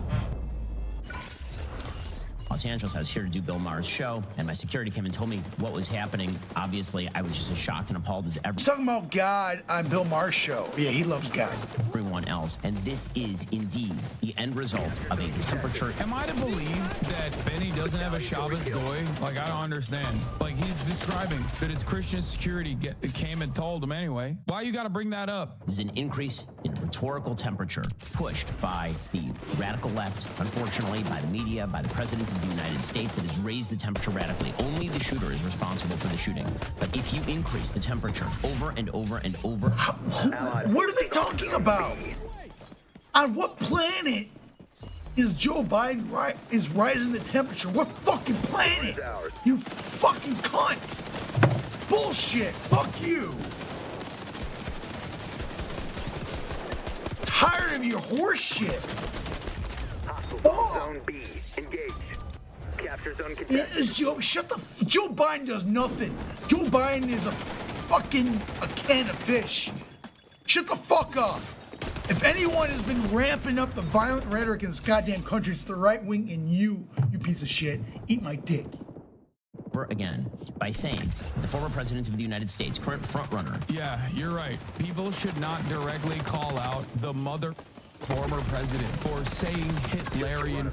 Thank you, Ben. We should just stop. Ben Shapiro has personally inspired literal acts of terror, not just in the United States of America, but in Canada, dude. What was it? Was it in Quebec? The dude who killed a bunch of Muslims, he straight up said, "I got radicalized by Ben Shapiro." It is wild. I didn't cite Moss Shooter, conservative pundit Ben Shapiro, and says the evil piece of human crap happened to be somebody who had seen some of my tweets. Ben Shapiro said of Quebec Moss Shooter Alexander Bisonet. How many right-wing terrorists, mass shooters, directly name right-wing political pundits in their manifestos, dude? It's so funny because these guys who spend every day being like stochastic terrorists. That's what the right-wing pundits should start doing. They should in their show. Yeah. By the way, please don't cite us when you go on murderous rampages. Thank you.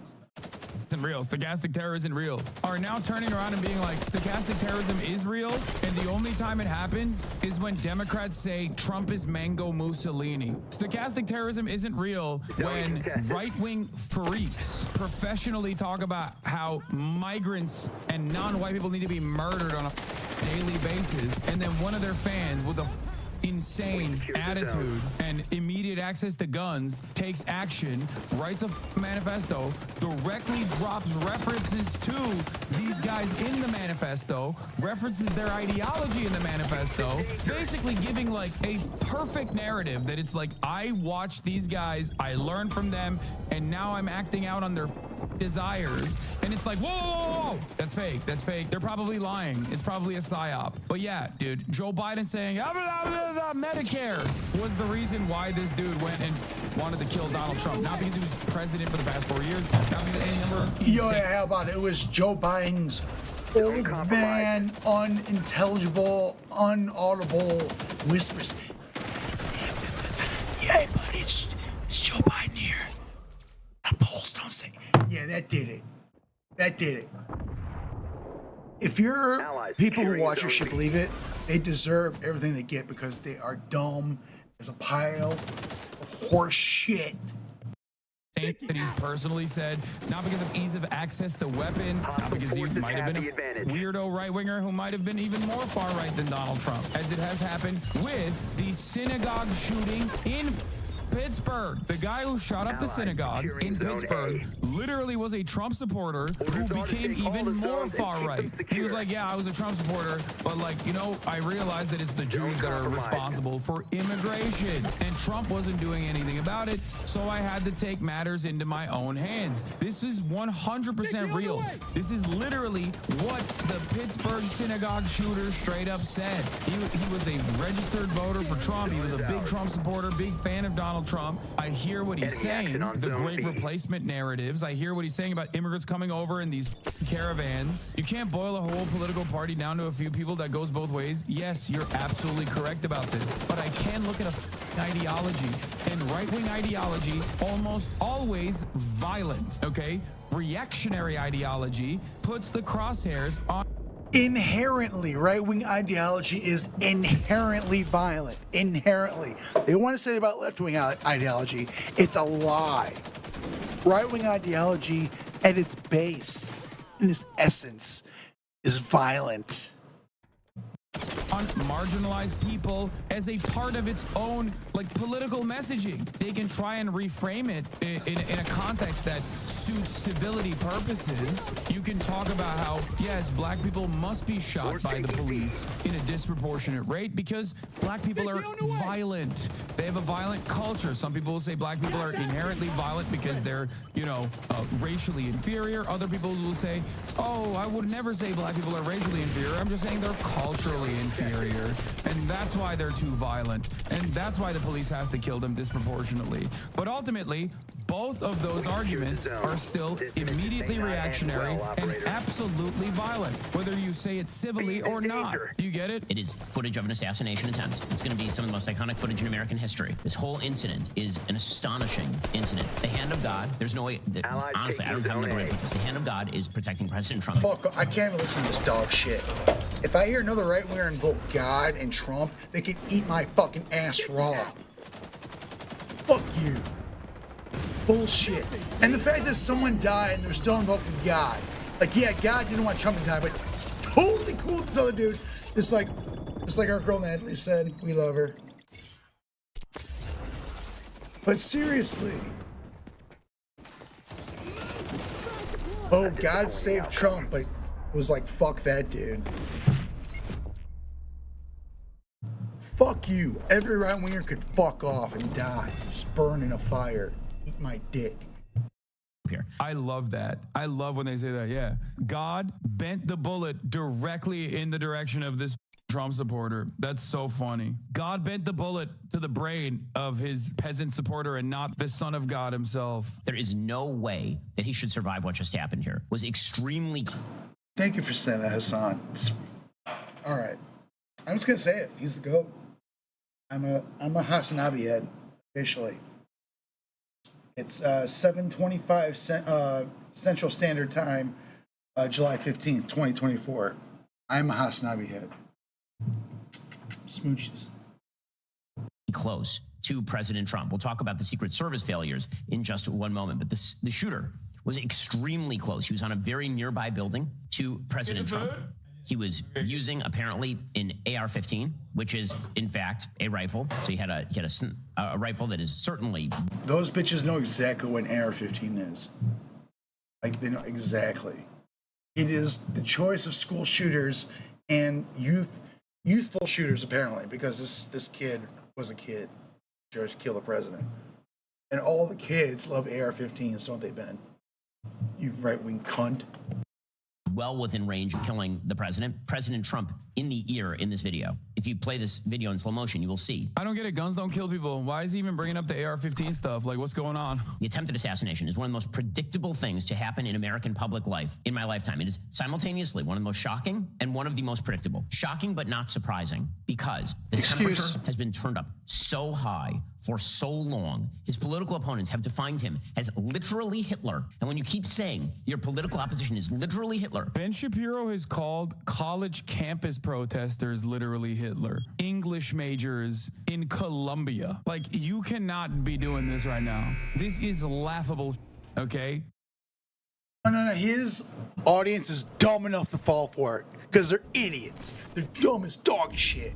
And they have no sense of irony, hypocrisy, nothing. It's, oh yeah, they just bounce around like mindless nothings.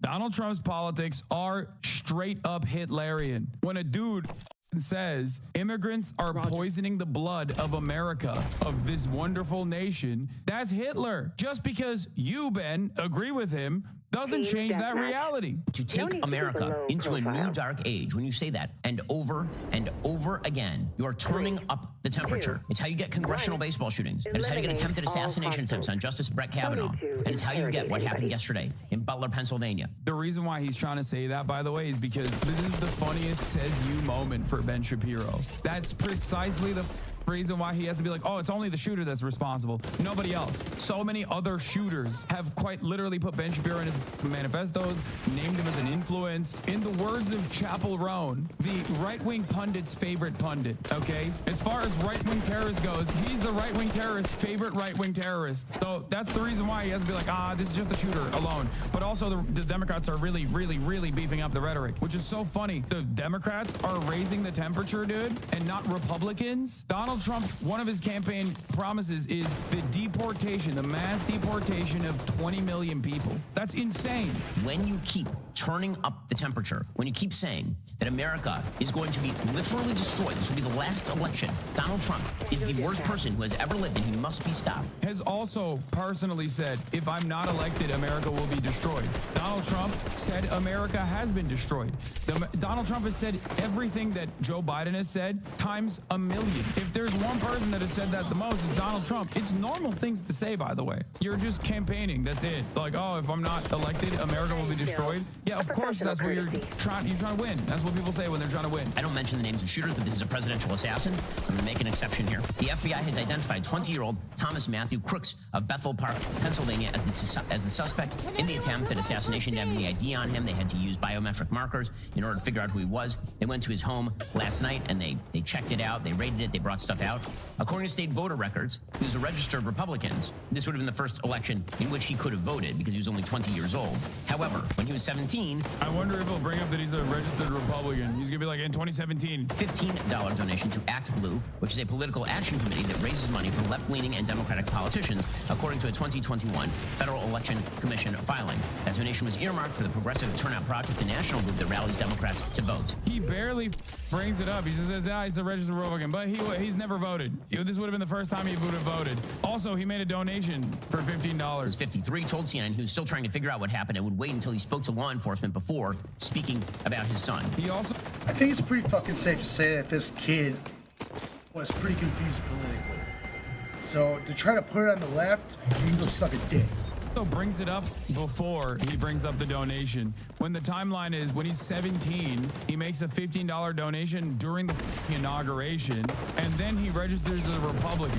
In terms of what actually happened, there are obviously many witnesses. Oh, fuck that. They're like the witnesses to the actual shooting and the aftermath, and then there are the witnesses who saw the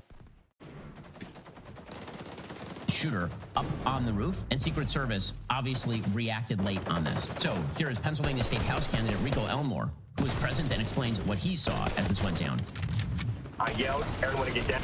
You know why? Because Republicans don't. They're full of shit. Let me tell you how they really feel. Republicans feel like they want to talk all the shit in the world about the left and how fucking crazy they are, how violent they are, but they never expect this shit to happen. They're like, why would it happen? We have all the guns. We're the psychos with the guns. Why would they come after us? We know for a fact. This is just bullshit rhetoric. And when it actually happens, they're all like, but then on top of it, it's one of your own, you morons. Of course it is. You fucking gun crazy fucking weirdos. Down, everybody was getting down. Everybody was yelling, get down. I told people to get down. Okay. Come on. Get to the good stuff. Like about how it's a woman that was Ronald Reagan. That nearly ended with Ronald Reagan's death and ended with the severe wounding of his press aide, Jim Brady. It is an insane incident. It's again, disturbing at every possible level it is possible to be disturbing. We have seen an increase in political violence in this country over the course. Could have been a little more disturbing, right? It could have been like done by someone like Rest in Pigskin. was like jerking off at the same time. That would be more disturbing, right? Course of the last 5 years, truly touching off with the riots of 2020. Bigga Foos did not recall Cruz making political overtures in class, but rather, this is from the Philadelphia Inquirer, but rather someone as interested in how government works and not trying to insert his own beliefs into it. Another former classmate did not share his view. Max R. Smith recalled taking an American history course with Cruz as a sophomore. He did recall Cruz making political statements, but they shed no light on his actions Saturday. He definitely was conservative, he said. He makes me wonder why he would carry out an assassination attempt on a conservative candidate. Smith recalled a mock debate in which their professor of history posed the government policy questions and asked students to stand on one side of the classroom or the other to signal their support or opposition for a proposal. The majority of the class were on the liberal side, but Tom, no matter what, always stood his ground on the conservative side, Smith said. That's still the picture I have of him, just standing alone on one side while the rest of the class was on the other. I mean, dude, he's literally wearing like Mount Rushmore superimposed over a American flag on his t-shirt, like on his t-shirt, his goddamn school photo. Like, he chose to wear this shirt. This is my first time watching a stream. What are your thoughts on showing pictures of people that commit crimes like this on the news? This will be in history books, brother. This is a dude who tried to kill the former president, currently running for president again. It's a little bit different, you know? We should probably not glorify this dude. I don't think we're glorifying this dude, that we are trying to understand his motives when funny people are just trying to treat him like a regular shooter. Like trying to assassinate the president is pretty much the most high profile murder you can try to commit. I'd be wrong, but I feel like it is. And hella people are just lying about his background. It's like saying we shouldn't talk about John Wilkes Booth. Stop platforming John Wilkes Booth, please. You think when his Twitch username gets leaked, there's a chance he follows you?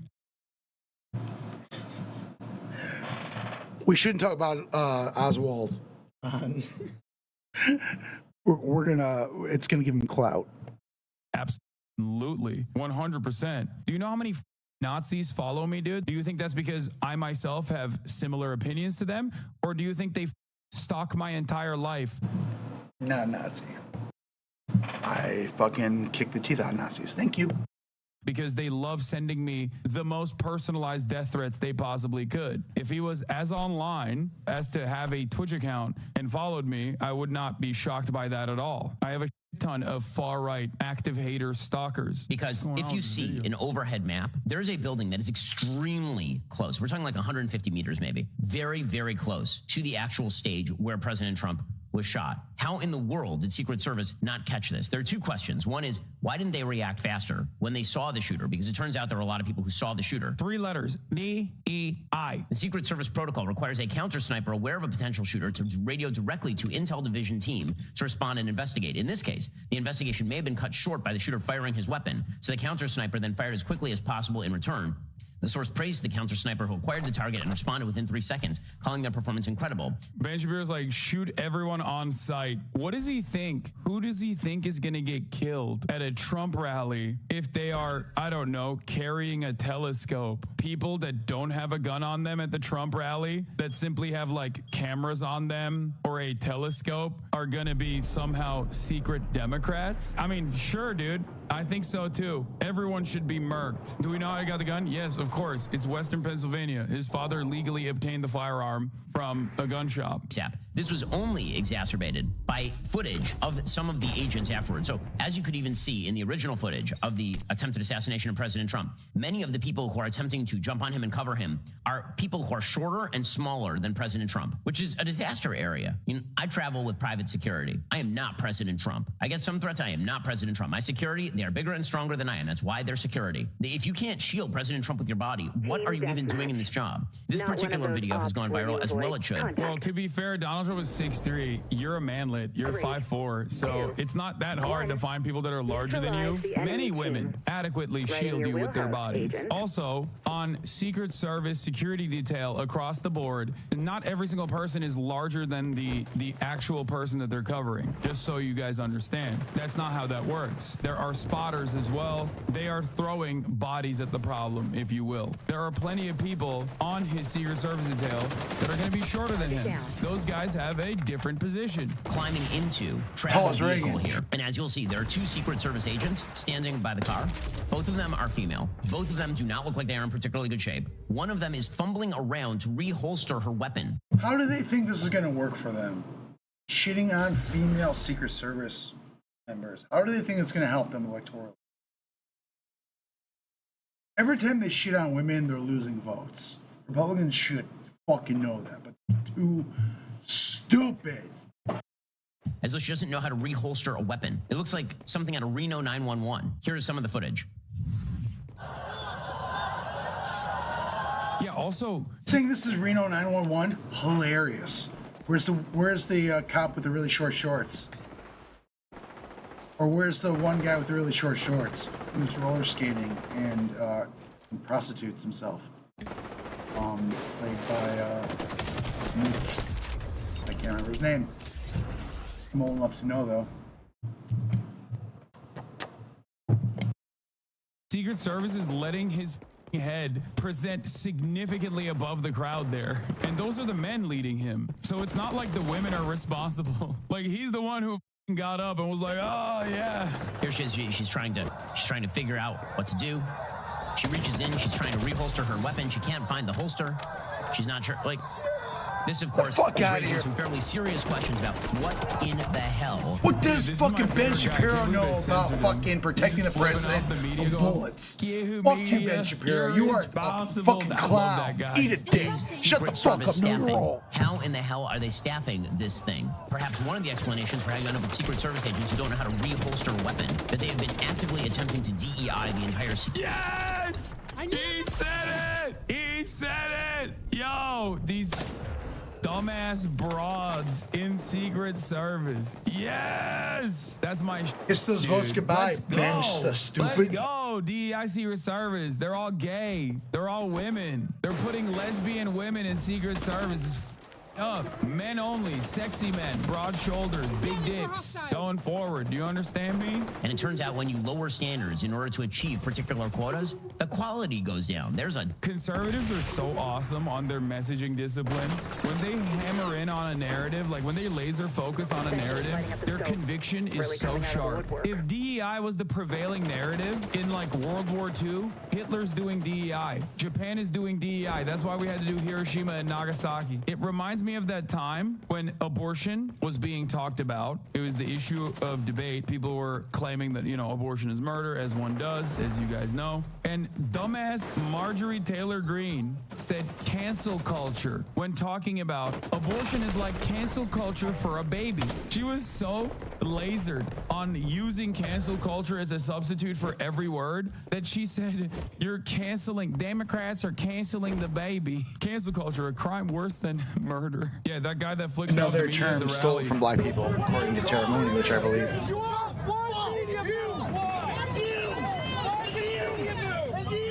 Yeah, most normal Pittsburgh fan. I'm just gonna say right now, out of solidarity with my black brothers and sisters, I'm just not gonna talk because pretty much y'all invent everything white people fucking say. I'm just gonna shut the fuck up. This is your fault! Meanwhile, the guys up there are like with the right side broadcasting. They're like, what do you mean? Sir, I'm with Epoch Times. Sir, I'm with OAN, One American News. What are you saying? That we are developing and giving opportunities to everybody in our workforce, and particularly women.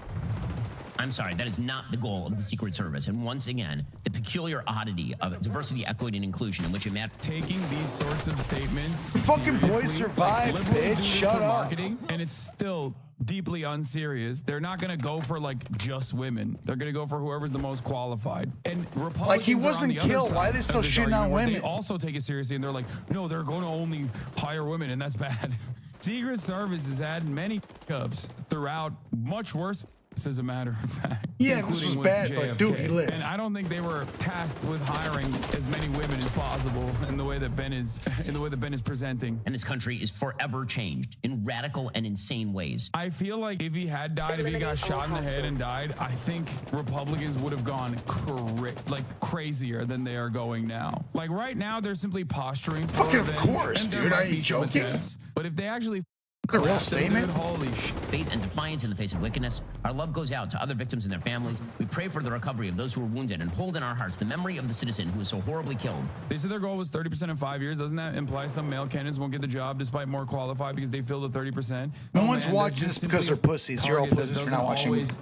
That doesn't always mean that they're going to fulfill that target, okay? It's marketing. It is marketing, implying in this hypothetical scenario that there are more qualified people operating under the underlying assumption that like women are across the board incapable of fulfilling this role. By the way, this role that like doesn't always have to be, you know, a body in front of the president, because that's not all Secret Service does. As a matter of fact, for those of you who don't know, I don't know why Ben Shapiro's not talking about this. He's supposed to be this big nerd. Secret Service isn't just tasked with protecting the president and the president's families, okay? Beyond the immediate combat positions that you have, Secret Service also protects money.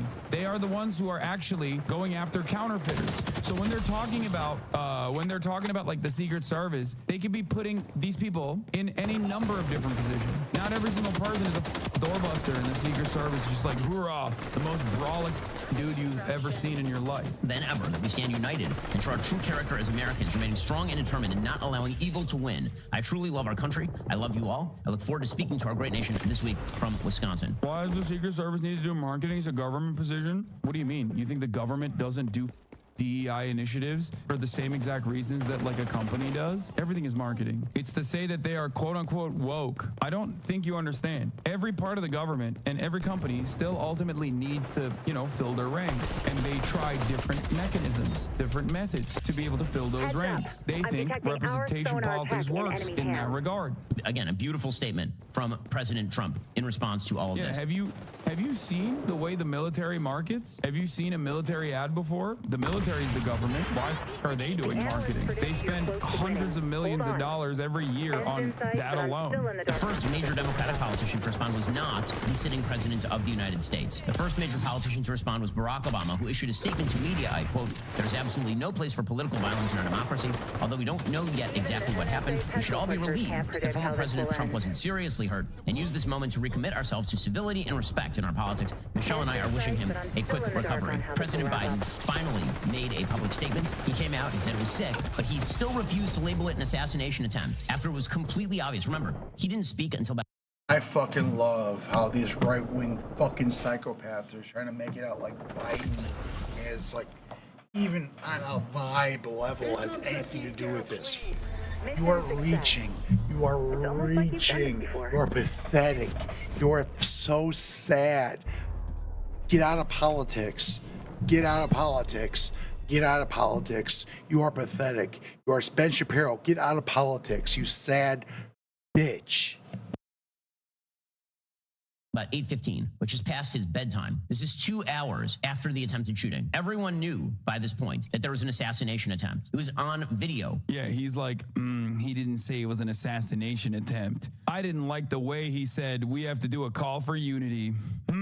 This makes me very angry. The blood was evident on President Trump's face. And here was Joe Biden saying, well, we don't know. We don't know. And then he suggests we have to unify. There's no place in America for this kind of violence. It's sick. It's sick. It's one of the reasons why we have to unite this country. Fucking sick. We cannot allow for this to be happening. We cannot. It's like, dude, Donald Trump getting grazed in the ear in an attempted assassination doesn't magically put up a shield. And it doesn't magically put up a shield for him in the eyes of the broader public either. There's still going to be plenty of people, myself included, who... I hope this is like an unprecedented moment where there's an assassination attempt on a presidential candidate and they fucking lose. Because they're kind of like, yeah, we don't care that you almost got killed because you suck that bad. Who despise him. Which, don't get me wrong, I don't wish anything wrong or bad, or I don't wish death upon anybody. IRL. But if you don't get elected after this, it says a lot. It says people don't like you. Sorry.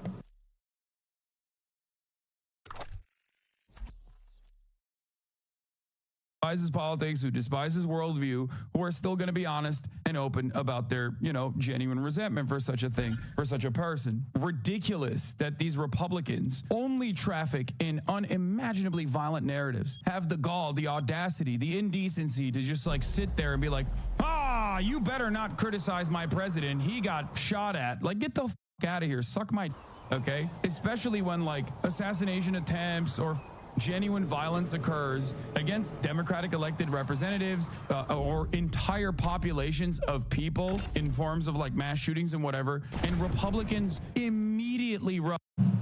I'm not even going to say how most Democrats would react to a Biden assassination attempt or successful assassination. Team deathmatch. No need to. I'm not going to say it. I love you. I love everybody. Rush to either neutralize it by claiming that it was actually a lone wolf that was irrelevant, it was just some random crazy guy, even though the random crazy guy literally wrote a manifesto about why he's doing it. Or even when like Nancy Pelosi's husband was hammered in the brain by David DePipe, they make jokes about it instantly. Like they make jokes about it instantly. So the idea that like these guys have any leg to stand on in this regard is so stupid. The attempt to twist the Paul Pelosi attack into a broader story about supposed extremism in the Republican rhetoric, so vote Dem, is so transparently opportunistic and pathetic. Everyone can see what you're doing, Democrats in the media. Is disgusting. Yes, they should instead keep saying Paul Pelosi was having gay sex with the QAnon Republican guy who wanted to kill Nancy Pelosi. Look at Ben Shapiro. Look at Ben Shapiro. That was in 2022, man. President Biden called for unity in this moment after this. Of course, he should. He should have all along. Instead, he has run a political campaign for re-election on the basis that Donald Trump is Hitler. If you keep saying your opponent is Hitler, somebody might take you serious. That's not literal, dude. That's your read. He has definitely said that he's a threat to democracy. If it's your read that makes him Hitler, then maybe your listeners should think about it.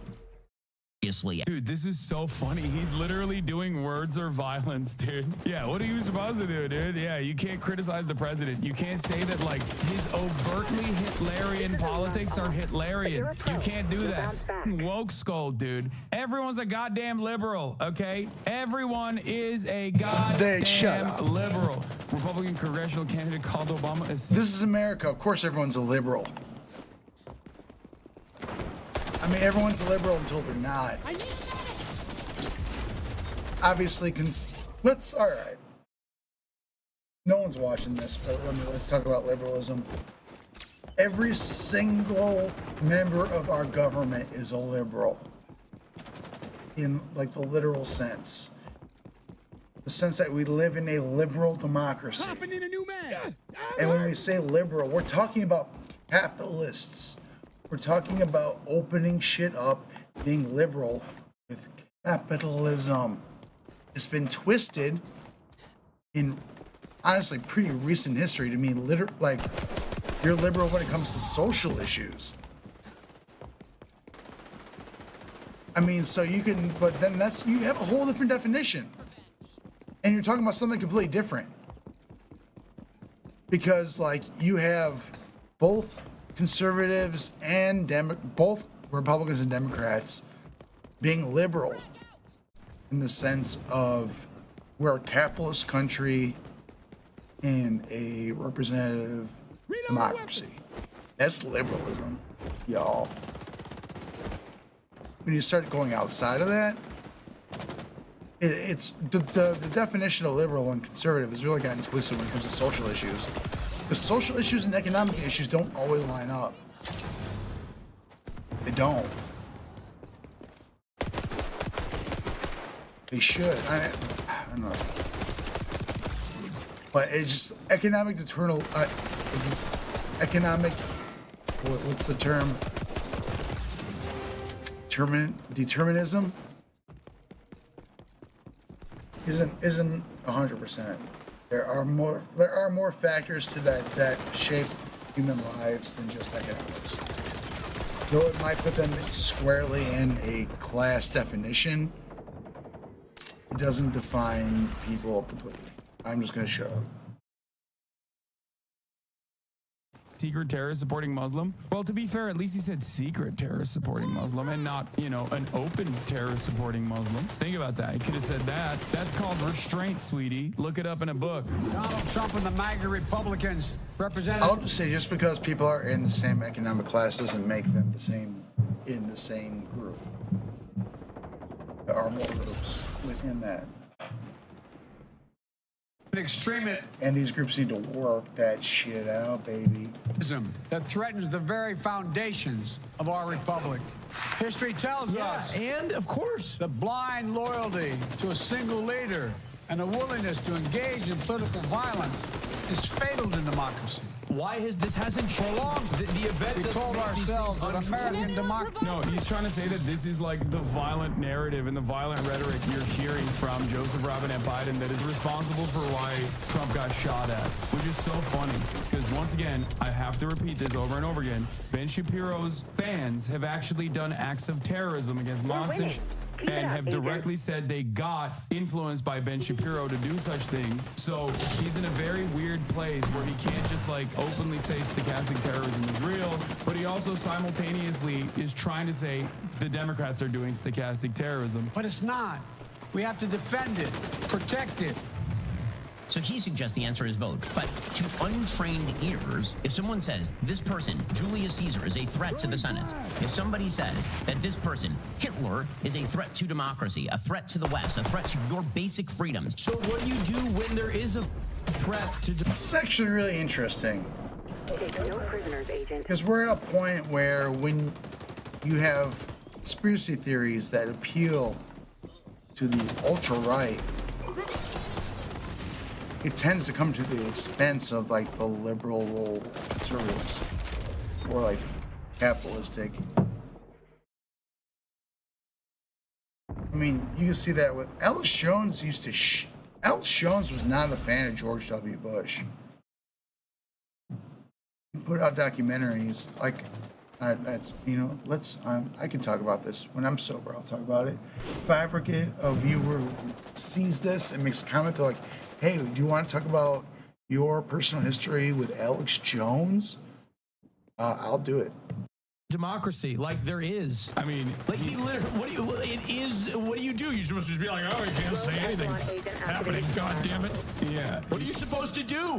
What were they supposed to do? Like, if somehow the Germans could have seen what happened coming, right, to Hitler, what were they supposed to do? Be like, oh, fuck, we can't say anything. What are you supposed to do, Ben? No, you know what I'm saying? You're not. Quacks like a duck. You're not. You're a duck. You know what I mean? Like, what are you supposed to do? Just ignore all the signs? You're not supposed to call out Donald Trump being divisive and a fascist. In the future, he will get shot at and survive. But you can't do that. You can't do that before. And now that he got shot, I'm going to use the fact that he got shot at as a reason why you can't do that after. Yes. Meanwhile, by the way, Biden isn't even doing that because he's a dumbass. What is Biden doing? The battle box. That's what Biden's doing. Nobody I'm not asking for anybody to get, criticizing somebody, you're not asking them to get shot, okay? You know? Trump is fundraising off of this.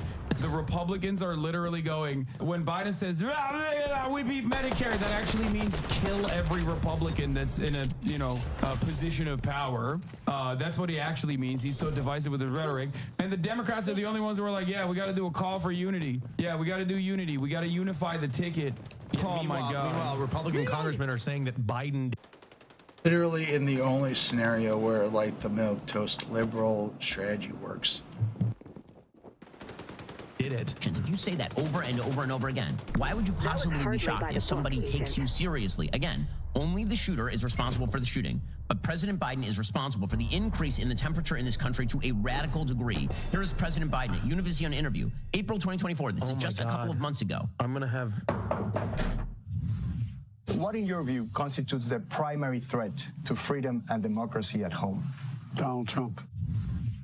Donald Trump is the primary threat to freedom and democracy at home. So if you remove the threat... And he's going to call that, he's going to blame that He's gonna call it like inflammatory, a call for violence. Reach. Keep reaching, the right wing. You all are pathetic. You are transparently the worst at politics. The only reason why you have any success at all is because the American population is stupid as bullshit. But at the end of the day, you depend on that. And when it doesn't work for you, you're fucked. Right now, you're fucked. Fuck off. Threat, then there's no more threat, according to Joe Biden, the current president of the United States. Absolute insanity. Donald Trump started his campaign by calling Mexicans rapists and locking Hillary Clinton. Like, even though that's not a super strong argument for, like, they're calling for violence, it's a better argument by far, besides saying someone's a threat to democracy. You can't say someone's a threat to democracy without being like, oh, you're calling. It's insane. Ben Shapiro. Fuck. How are these assholes still getting views? How? You are so lucky people are stupid. You are so fucking lucky people are stupid. Like, the entire population of the United States is so fucking stupid that they can't put fucking 1 to 1 together. You're thinking 1 times 1 is 2, like Terrence Howard, you fucking dipshits. Ben Shapiro thinks 1 times 1 is 2. Up, throwing her in prison, and now all of a sudden we're supposed to feel like we shouldn't be able to be critical. It's so funny that it's like Biden's statements are always so goddamn measured to a fault. His statements are measured to a fault because he's a pussy, okay? That's how every Democrat is, unless he's talking about like socialism or something, in which case, or Hamas or Palestinian babies, okay? He's gonna have all the smoke for those categories, but when it comes to like a Republican or Strom Thurmond, for example, who was a segregationist, he's got nice words for those guys always. The Biden-Harris campaign put out a statement, quote, today's ruling Strom Thurmond's dead bitch, Run Hill bitch. This supposed constitutional conservative, less mad about the Supreme Court decision that gives God King divine powers to the president, is less mad about that and more mad about like someone dissenting against that and saying, here are some of the things that would be considered within the purview of an official presidential act. And the prosecution of said acts has now been made significantly harder, if not impossible, to prosecute as a consequence of the Supreme Court decision. To be very clear about what happened, January 6th, Donald Trump snapped after he lost the 2020 election and encouraged a mob to overthrow the results of a free and fair election. Trump is already running for president as a convicted felon for the very same reason he sat idly by while the mob violently attacked the Capitol. He thinks he's above the law and is willing to do anything.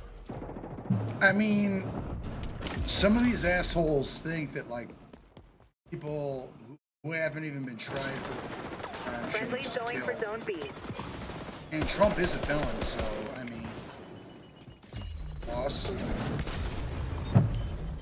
if you know, according to your logic, you right-wing piece of shit, to gain and hold on to power for himself. Since January 6th, Trump has only grown more unhinged. He's promising to be a dictator on day one. By the way, that is a lie. It's this fucking God save him rhetoric, if anything. And he was joking, and he was saying it about executive order immigration. Oh, dude, it was just a joke, dude. Oh, dude, my bad. Biden was joking when he said Donald Trump was a dictator. Oh, it's just a silly prank, bro. What the? You guys are so dumb. Why would you take it seriously, dude? He's just joshing, dude. That's awesome. Calling for our Constitution. I like that he also then immediately admitted that he did say that. And then he went on national television and suggested that if Donald Trump was made president of the United States again, he might kill his political opponents using the power of presidential immunity. He literally said that 2 weeks ago. It doesn't stop. This is the entirety of the Joe Biden campaign because he's got nothing else. The Biden headquarters show the clip, bitch. You're lying. Put out a tweet that Donald Trump's quote-unquote Project 2025 America would look like The Handmaid's Tale. They literally took a graphic from The Handmaid's Tale and they tweeted it out.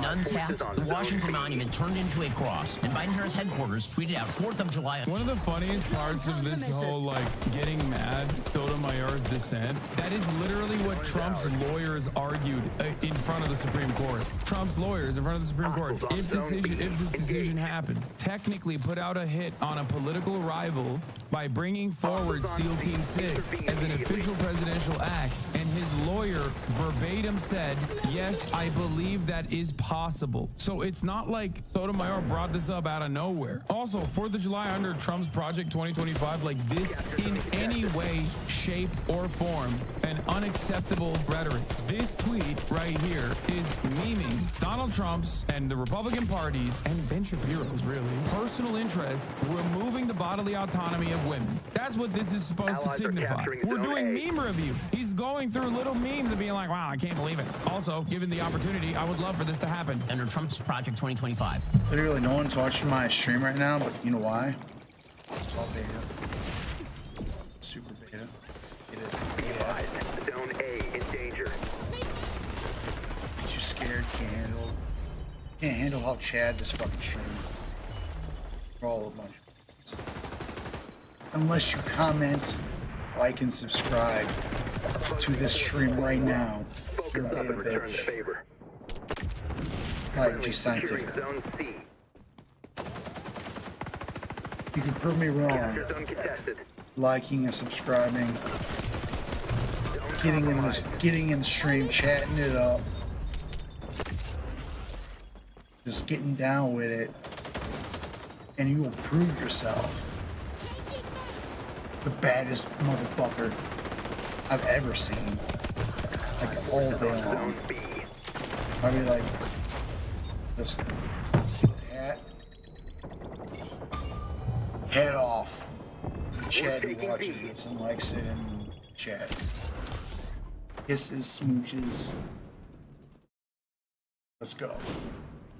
How many times can you say that your political opponent is going to impose a fascist dictatorship before somebody takes you seriously? How many times? By the way, this also I'm gonna be honest with you, chat. I've been screaming fascism since 2016. I've been screaming fascism since he first got Steve Bannon in his cabbie. Cause that dude is like straight up a fash. If you're into fucking that, what is it, Saints? You know what I'm speaking of. There's like basically two super fashy novels that both suck. One of them is about Saints, which is about it's fantasy about African and Middle Eastern immigrants invading Europe.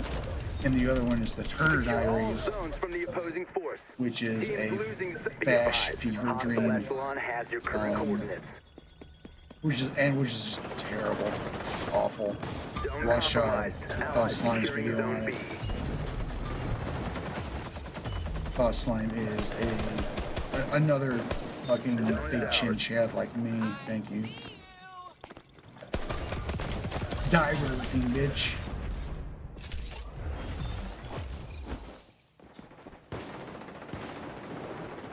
Anywho,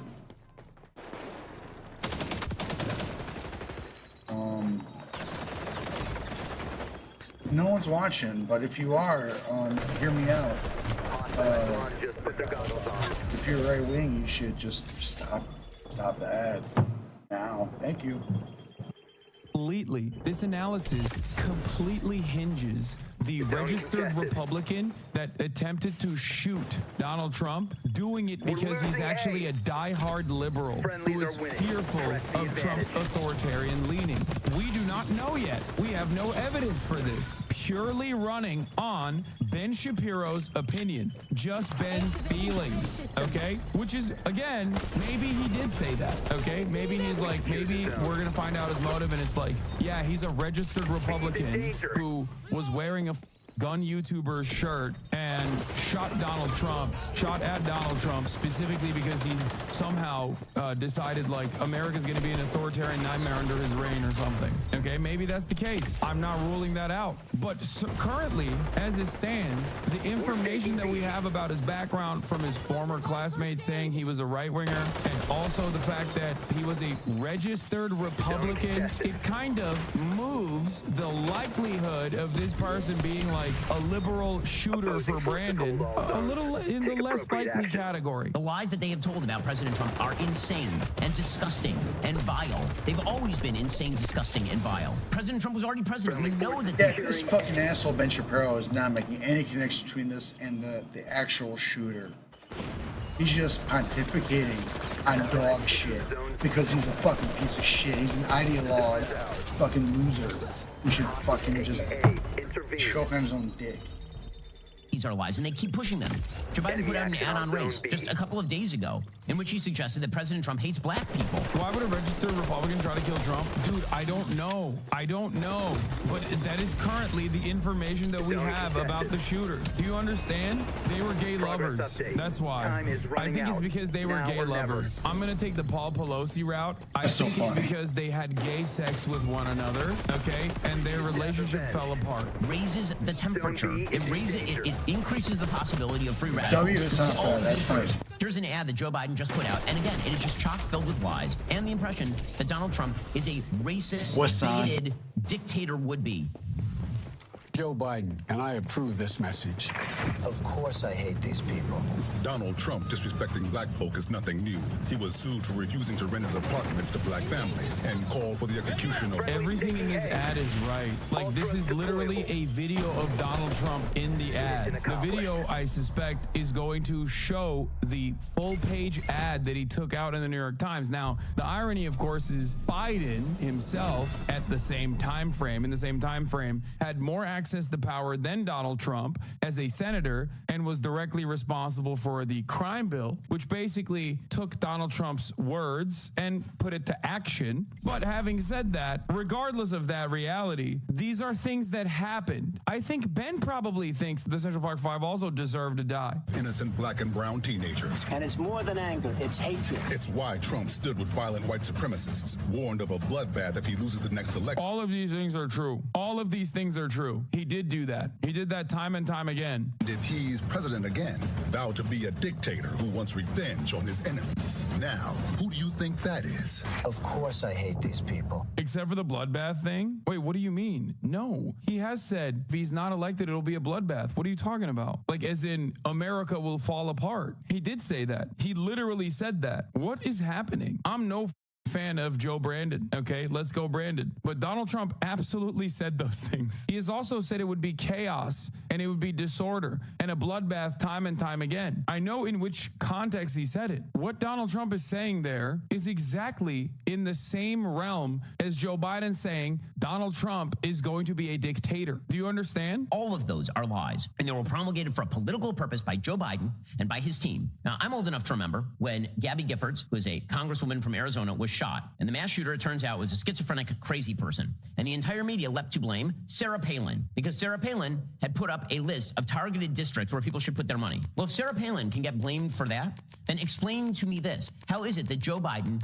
can days ago say, quote, I have one job, that's to beat Donald Trump. I'm absolutely certain I'm the best person to be able to do that. So we're done talking about the debate. It's time to put Trump in a bullseye. Yeah, I've been told that that sort of rhetoric is dangerous. But I guess when it comes to Joe Biden, it's not dangerous. By the way, it is worth noting at this point that it was just a couple of months ago, April 19th, that Democrat Benny Thompson, ranking member of the House Committee on Homeland Security. I don't remember anyone blaming Sarah Palin for Gabby Giffords. Am I crazy? I don't remember that at all.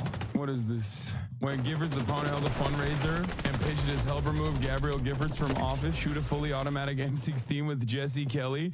Wait, he's talking about this. Dave Weigel, friend of the show. Last year, some Republicans politicians used the Second Amendment references. Remember Sharon Angle and Second Amendment remedies if Harry Reid didn't lose? And revolutionary talk to express how angry they were about the state of their country. They strongly and vehemently rejected the charge from Democrats that they were encouraging an atmosphere of violence, especially in the week after the healthcare vote. When Giffords' opponent held a fundraiser and pitched it as help remove Gabrielle Giffords from office, shoot a fully automatic M16 with Jesse Kelly, Democrats saw the specter of violence and Republicans saw political posturing. Don't you think that's a little bit different than Joe Biden in a private closed-door meeting telling we're gonna put Trump in the bullseye to like a bunch of fucking executives? Like, that's insane. I'll be real. If Joe Biden came out and was like, help remove Trump out of office, shoot this M16, that would be a little different. Palin posted a map of vulnerable House members with crosshairs over their districts, including Giffords. The Atlantic's James Fowles writes, we don't know why the killer did what he did. If he's like Sirhan, we'll never understand. But we know that it's been a time of extremely implicitly violent political rhetoric and imagery, including Sarah Pack's famous bullseye map of 20 congressional targets to be removed, including Representative Giffords. It is legitimate to discuss whether there's a connection between that tone and actual outbursts of violence. Also, one thing that we have to remember that Ben Shapiro is expertly moving the needle on is the fact that Republicans do maintain a monopoly on political violence in this country. It is different when a Republican candidate outwardly is telling in televised ads that there are, graphic imagery that spells political violence towards Democratic elected representatives. There is a difference. The problem is Ben Shapiro is not saying Democrats are calling directly for violence. He is trying to make inferences that Democrats are calling for violence and failing to do so, while simultaneously, of course, never talking about the actual overt calls for violence from the Republicans. What is also known as a bad faith argument. To be fair, I don't think the Sarah Palin crosshair is like that, is a little baby to point to Sarah Palin and be like, she's responsible for it. But that's perhaps the reason why I don't remember this being like all that significant. The other one is crazy though. This one that Dave Weigel brings up, hell remove Gabrielle Giffords from office, shoot a fully automatic M16. That's a little wild. There's a reason why, and I brought this up already. There's a reason why I talked about people trying to claim that it was Bernie Sanders' incisive that caused the congressional baseball shooting to happen. Republicans tried it, but Bernie Sanders had never said anything even remotely violent. Whereas you can find a million different things that Republicans have done that are directly violent. Like, holy shit. That is so dude, Hasanabi head right here, baby. Forever and all time. That is so fucking true. It's insane. What nerve?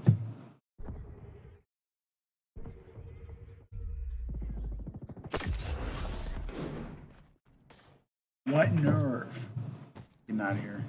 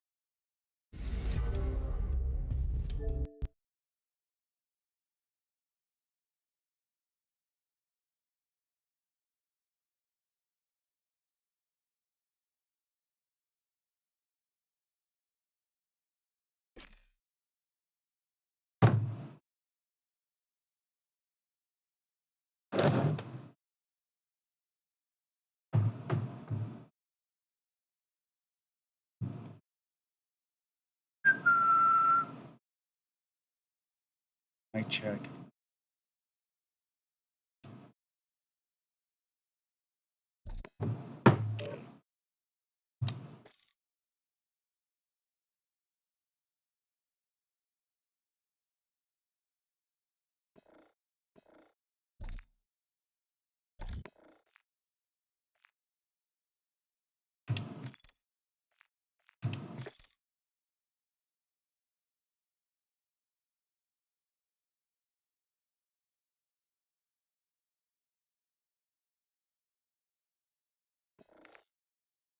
Hello.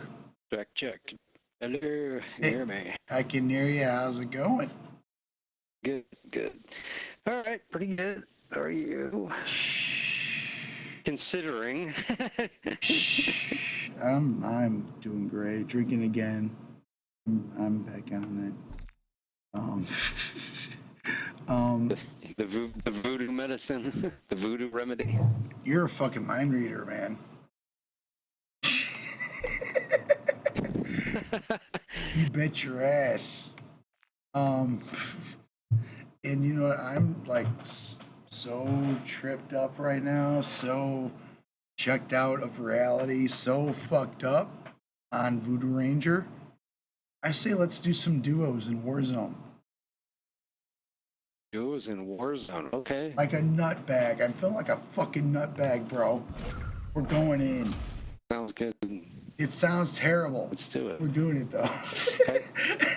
It'll be like smacking your head with a hammer. It might, wake us up. You remember the last time you've done this? I think I went in there on my own. This is a long time ago, months ago, and it was. If you went in by yourself, it's been longer for me. Last time I went in, I'm pretty sure I was with you. Yeah. I mean, I only did it once or twice. I'm getting a lot of echo, by the way. I don't know if you can. Oh, let me turn down. All right, give me a test. Test. I'm still getting a little echo there. All right, let's one more. Okay, give me another test. Test. That's good. It sucks because I like my shit fucking loud as shit. I like to hear you clear, but you know what? It's whatever. Maybe I'll just, I don't know. I'll move my mic closer to my mouth. It's not you. It's me. I like my shit like blasting my ears out, which would make you louder in my headphones, which would make you picked up in my headphones and my microphone. Right. And so it's my fault 100%. But that's because of years of damage to my ears and a love. I gotcha. And a love of just destroying my head, loud noises. Yeah, I know. I'm not right there with you. I'm behind you. You played live a lot more than I did, but sitting behind the drum set, smashing on cymbals for years. I mean, you can go pretty damage to me. You can go pretty deaf. Just going to shows too. Don't get me wrong. Oh yeah. Unless you're like an animate like headphone wear or like a earplug wear, which I highly which I don't. I have a box of head. I'll be wearing headphones at the show at Reggie's, for sure. I'll bring some. So if you all don't have headphone like earplugs on you, don't worry about it because I will have some on me. Because I refuse to. It's just dumb. You can still feel the music, like blasting your chest and your body, but you got to protect your ears. Right. It's the one thing I've learned about. And honestly, I've been wearing earplugs for like decades now. I did not wear when I was touring and stuff. I did not wear headphones, which was dumb. Like I didn't start wearing headphones until like after I was done touring and was still doing band stuff. And like I'm just glad I was able to preserve what I had left. You know what I mean? Like I will not. I don't do shit with headphones for sure. Anyway, I'm sorry. That's for. Yeah, I did dumb shit. What then? Oh, I've destroyed my ears at show. I think the loudest show I've ever been to was Napalm Death at the Fireside Bowl. That was so loud. I had to like go to. You remember Fireside, right? You've been there for shows. Mm-hmm. The bar. It's kind of like away from the stage. It's like its own little section. I had to leave the stage area during Napalm Death and go to the bar because it was so loud. I'll never forget that. God bless that band. One of the greatest bands on earth.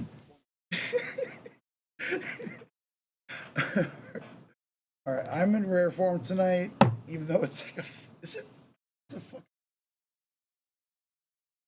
fucking. Yeah, it's Monday. I'm hammered. I'm a little high.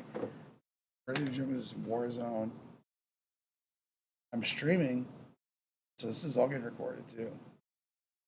I'm ready to go. Right. I'm ready to go, bro. We're gonna rock this desert. Oh yeah, I don't even know the name of this map. What is this? This is not Urzikstan, or is it? I have no idea what's gonna happen, and this is gonna be hilarious. Oh yeah. I totally forgot. I thought you were putting us into the other thing that we used to do, not the battle royales. So I haven't played since you played. Yeah, I was thinking of what the hell? What were you thinking of? The other thing. DMZ? DMZ. Yeah, I was thinking you were going to put us in DMZ. Dude, we should, man. You know, no. That honestly, that doesn't make any sense at all. You know what? I'm thinking about it though. We should go back because, like, when we do hook up, like we go into multiplayer usually for 3. I say let's ditch this shit. Let's go back to DMZ. Let's go like kill the fucking chemist 1,000,000 times. I'm down with that. That sounds like fun as fuck. Whatever, man. I don't know. You can let this one go. You want? I haven't ever had a win in here, so we need to get some wins. Let's be super campy. Let's be ready as shit. Can you hear me? Am I breaking up? Yeah. Shit. It always breaks up during this time. Yeah, let's be super ready. Let's get into the middle of the map. Let's sit there until the end. All right. We'll just hold the middle until we're going for a win. You and I, friend, we need a war zone win. We deserve it. We're good enough. We're smart enough. And goddammit, people like me. I'm sorry, what were you gonna say? Oh, I was just gonna say I got an interstellar camo finally. Whoa, you finished it? You done with the camo grind? Yeah. Dude, congrats. Why wasn't that the first thing you said? I don't know. Oh my god. You know, because there's always something else to do. So. Congratulations. You know, I was leveling up the singularity. So, I mean, not the singularity. The reclaimer shotgun. But you are done with the grind. You are done. Done with the grind. Yeah. You know what you need to do right now? You know what you should do, my friend, before Black Ops 6 comes out?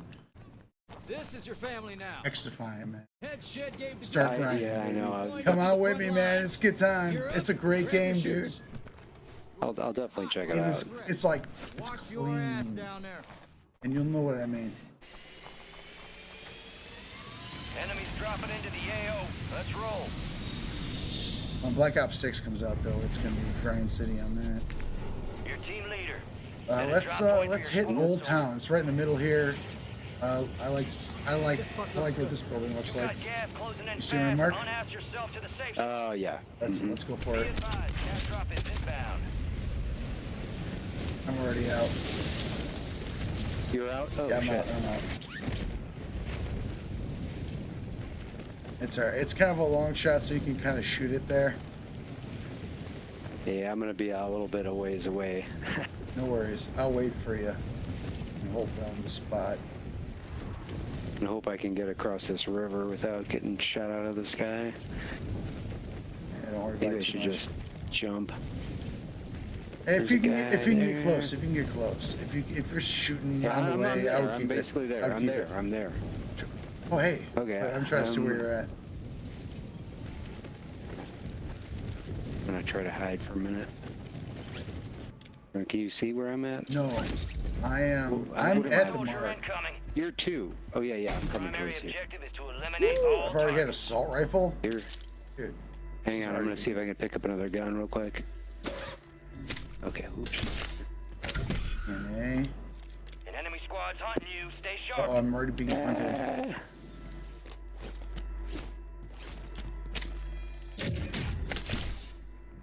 Ooh. Everyone here. I don't know if you need anything. I'm just picking up stuff here. Yeah, I need to pick up some more.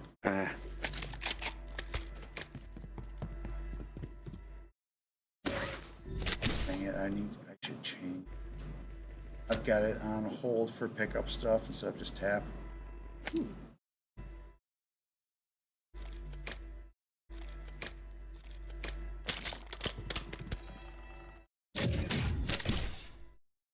Wide out in the open here.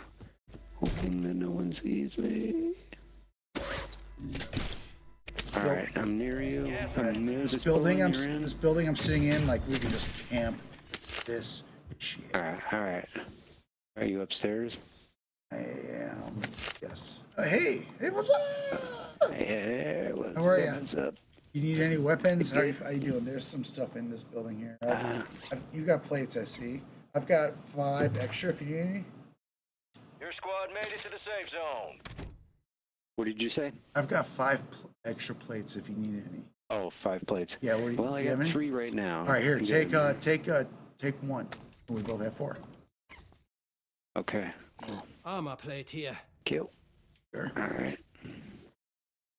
And let's just chill right here. I'm gonna in risk of you picking up an echo, I'm gonna turn up the game just a little, just so if we hear enemies coming. But I say let's just, because I've got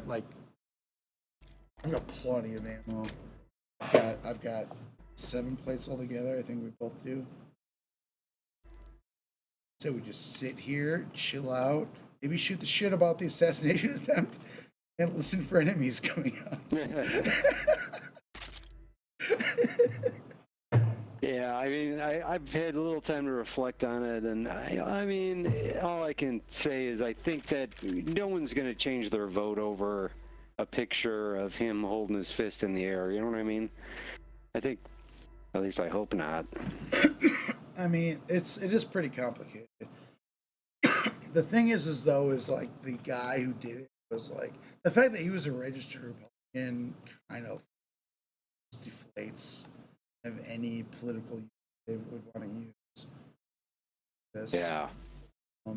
I read today that he had Trump signs in his house, in front of his house. Though I don't know if he was living with his parents. That was a new little wrinkle I heard. He was really young. I assume he was. He wasn't even like. I think he was like 20. He was 20. Yeah, he was. I'm pretty sure he was 20.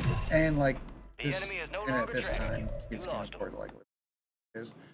So yeah, he was probably. Right. And I heard his father was a registered Republican and his mom was a registered Democrat. So they're like super normal, dude. I think this kid might have had like some serious mental health issues, obviously. Yeah, right. But at the same time, it doesn't look like it's not the narrative that the right wing is trying to paint. No, it's just some like trans, like Antifa, like something. You know what I mean? I don't know. The only references or the only like points.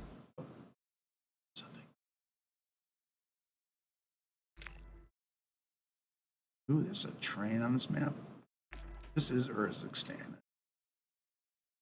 I feel like I have no idea anything about this map, even though it's been around for like the last year.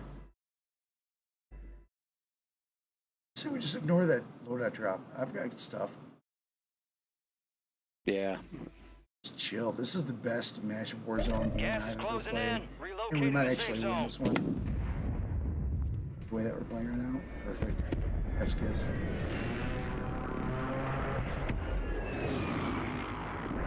But if, because Reagan got a landslide after his assassination, but Trump's not Reagan.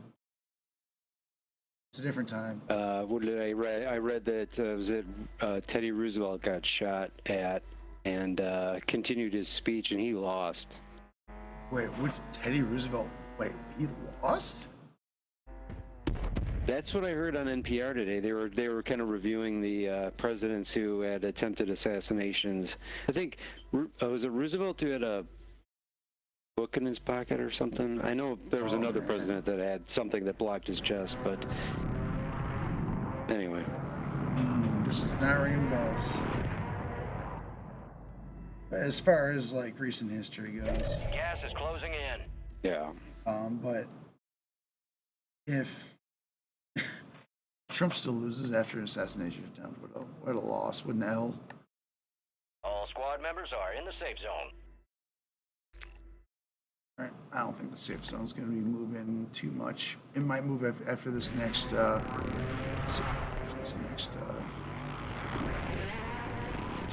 rotation. This is a pretty good spot. There's just 2 windows and 1 door, and yeah, we can. Upper level. Anyone's coming, we can hear them. I see a hill over here from this window. That might be a bad spot, but I can always move up. No one can see me.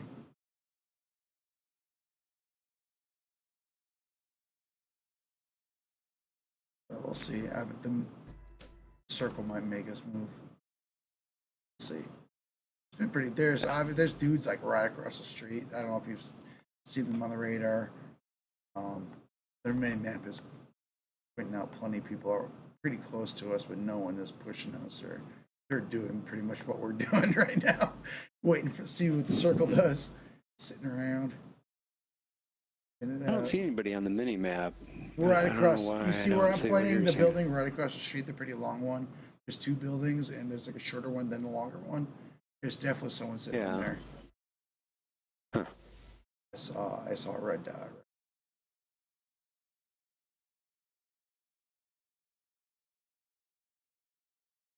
But if we do get a push, it might be from that direction. Who knows? It really depends on what the circle does.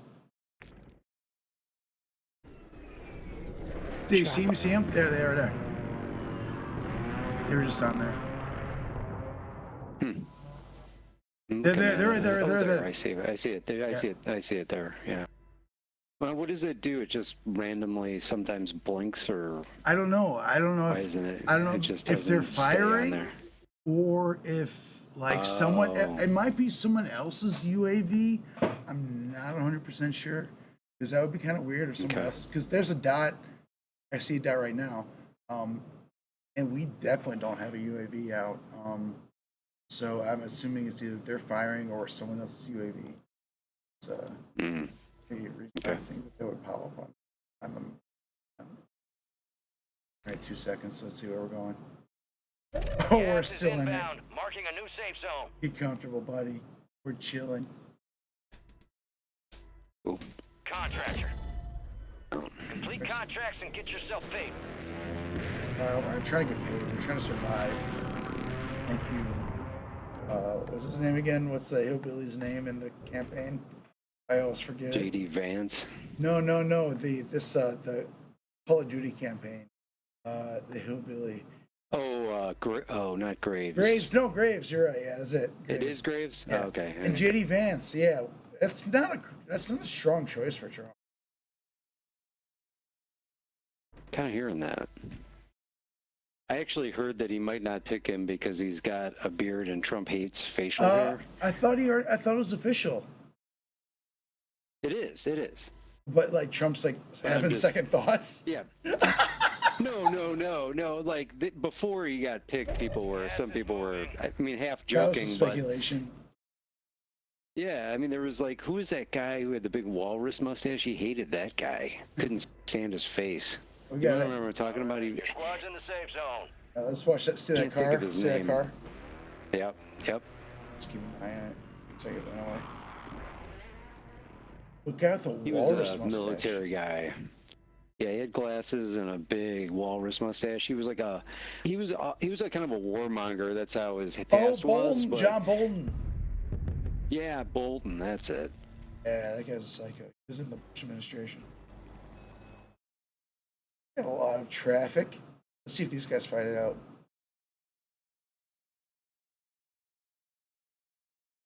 Cars driving around. We still got this loadout over if we go to grab it.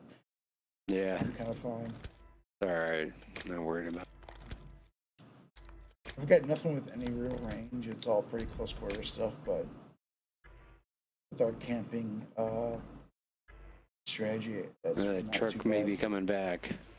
Let's see if he gets out. Hear it. One of them got out. No, I saw a red dot. All right, keep your ears open. Keep your ears open.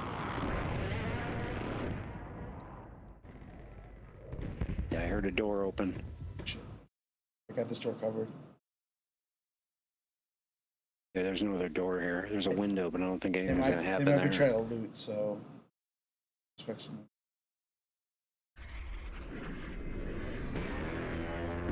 How's the echo? Are we okay on that? I'm echoing a little bit. Actually, not right now. I'm not.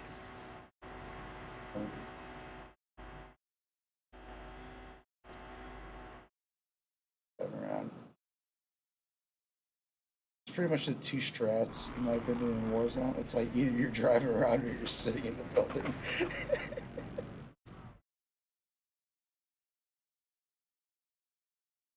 20 seconds, we're gonna know if we're still in the zone or not. That'd be pretty hilarious if we were. It would make me belly laugh.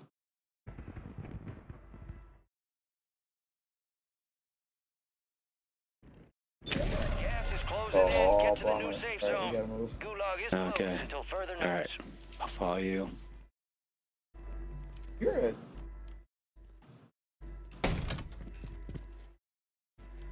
I am drunk, so please forgive me if I lead this right into the hands of death. Loadout drop headed your way.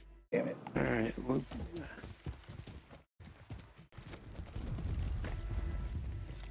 Let's go this way. Here. Oh, sweet chest. Less than 50 enemies remaining. And this loadout. Oh shit. Fuck, I'm getting fired. Oh shit, I'm coming to you, coming to you. Shit. Oh, they're on top of the bridge. On top of the. Oh, I'm down, god damn it. Take much more. Down, I'm moving. Alright, I'll try over. Alright, I'm pretty close to you. You're good to go. Woo, you are. They're on top. Oh, they're coming, right there. I marked them. Oh, I'm down. I marked them. Me too. I'm down. There's two guys. They were sitting on top of that fucking thing. Those bitches. Straight up bitches. Smoked out. That's, you know what? I'm not ashamed of that. They were camping on top of whatever that thing is. I don't even know what to call that. What is that? Like there's ropes going up to it. It's kind of like a viaduct, but like there's no bridge. They had a car. Yeah. Jesus. All right. You got time for another match? Uh-oh. You still here? I got you? Uh-oh.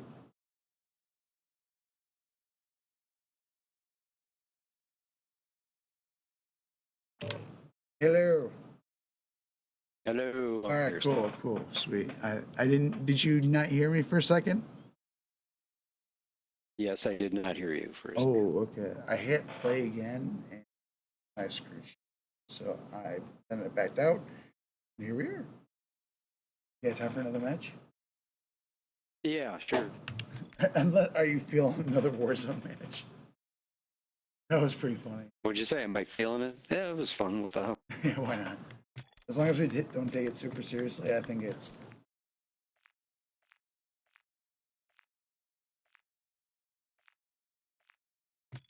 Can not take it seriously, but still win.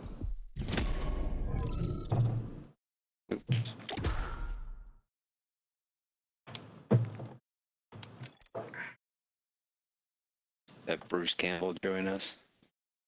There you go. Change skin. Perfect skin for Bruce Campbell for good luck.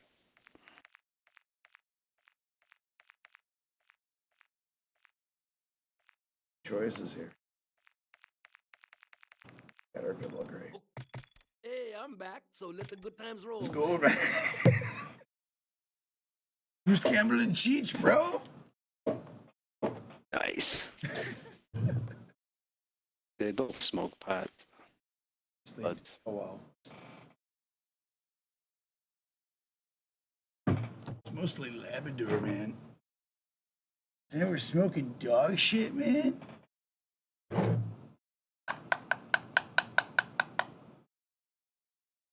Why not? I saw some post by Tommy Chong that he sells gummies or whatever. Oh yeah. And the tweet said, this new gummy that he's got out there is available in all states. And then he had a picture of Idaho removed from the United States. He said, "Except you, Idaho." Oh, really? I didn't know why he's either picking on Idaho or if that's true. It might be true. I don't know. Just one state out of the whole U.S. I mean, they might have passed a state law where it's like no gummies. It's possible. It's definitely a state issue at the moment. There's different states that have it very legal and different states that have it not legal.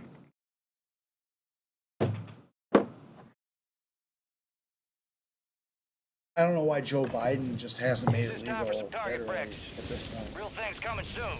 With his kind of flailing campaign. Right.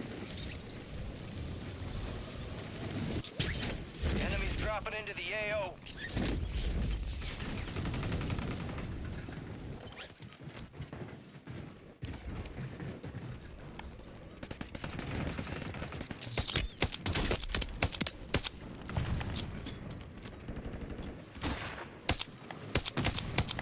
Enemies are dropping into the area. Watch the skies. See, this loadout that I got set up right now ain't too bad.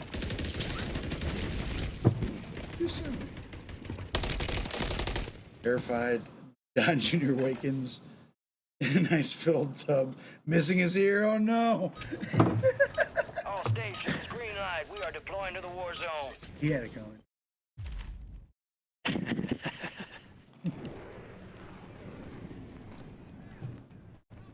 Now this is a squad. Head shed gave the green light. We're deploying you to the front line. Shut up, Graves. You're up. Grab your chutes. Enemy activity will be high. Expect contact early and often. Go back to Tennessee or wherever fucking shitty state you came from. I'll see you on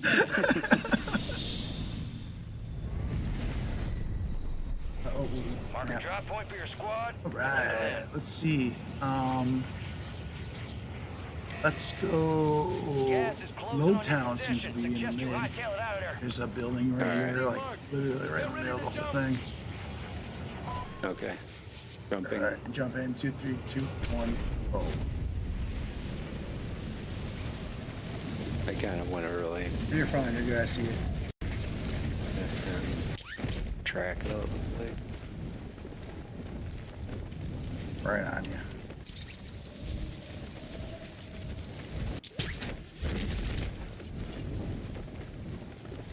What up? Alright. Down the enemy. That was a beautiful landing. Follow you once you get down. Hey, I'm getting this building. Find a freaking door. Yeah, right. There's no freaking. Oh my god. Okay. Oh, here's some loadout stuff here. Enemies dropping into the AO. Oh shit. Oh shit. Sweet. Positive ID on the bounty target. Hunt them down. Where's that enemy? I heard someone landing. All right, let me take that mark off. Here comes Oh shit, oh shit, I got someone on me. Yeah, they're down, they're down. He's dead. They're dead. I don't know if he's got a friend. My ears open. Need mid-cal rounds.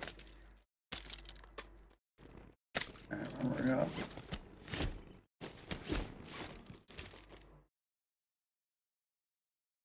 I don't know why we haven't been playing Warzone, I'm gonna be honest, because this is not that far off of DMZ. Armoring up and finding gear and shit.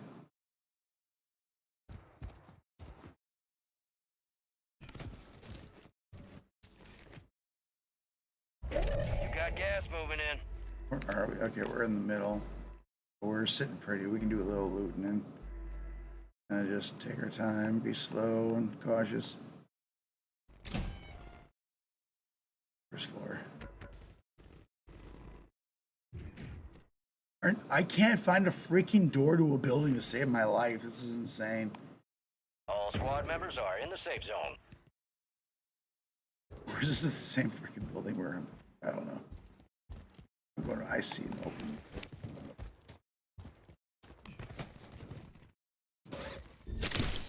Ooh, sniper. Per package. Oh, do I hear shots? Yes. Yeah. Any dots? Want to chill here for a minute? I'm down. Yep. Hide behind the refrigerator. Yeah, we're pretty mid, so this might be a good spot. Beer's open.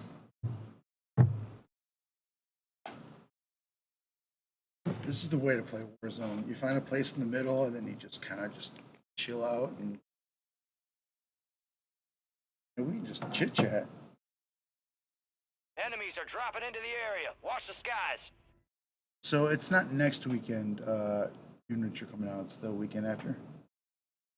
Yeah, that's the plan. The 7th. Sweet. Do you know like about what time? Because I'm trying to like, because honestly, it's like I can make a pretty fun time for us if we want. But like if you guys are gonna be hungry when you get here, like we can either like grab a bite somewhere, or I can have some food delivered. Yeah, well, what's your preference? I mean, I don't know if she has any preference. She probably just doesn't want to stay out too late with the dogs and whatnot. Yeah, for sure. I mean, if you guys are hungry or want to, I mean, if it was up to me, the perfect time would be you guys come by. I would have some food already ordered, probably some vegan Chinese or some vegan pizza or something like that, and just kind of nibble. And then we would walk to Montrose Beach, grab a drink at the bar at the beach, and then walk around the bird sanctuary, and then come back around, and then that'd be it. Be beautiful. All right, that sounds pretty time. good. Yeah, I'm down for the bird sanctuary because since COVID started, I actually started to write down, the birds that I identifying. How you get old and you get weird, you start becoming a birder.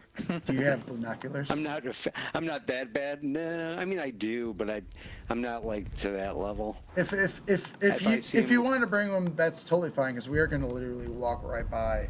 And you would have time, if you wanted to, you can just stop and chill and like kind of like look around and see if you see anything interesting. You can totally do that if you want. Because basically, like, I live like so close to the lake, it's pretty absurd.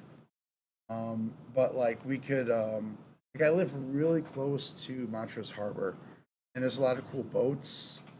And we could like walk right over there. Then like Montrose Beach is like right next to that. And there's a bar there. Like I just went there last night. Pretty good time. Had a Heineken.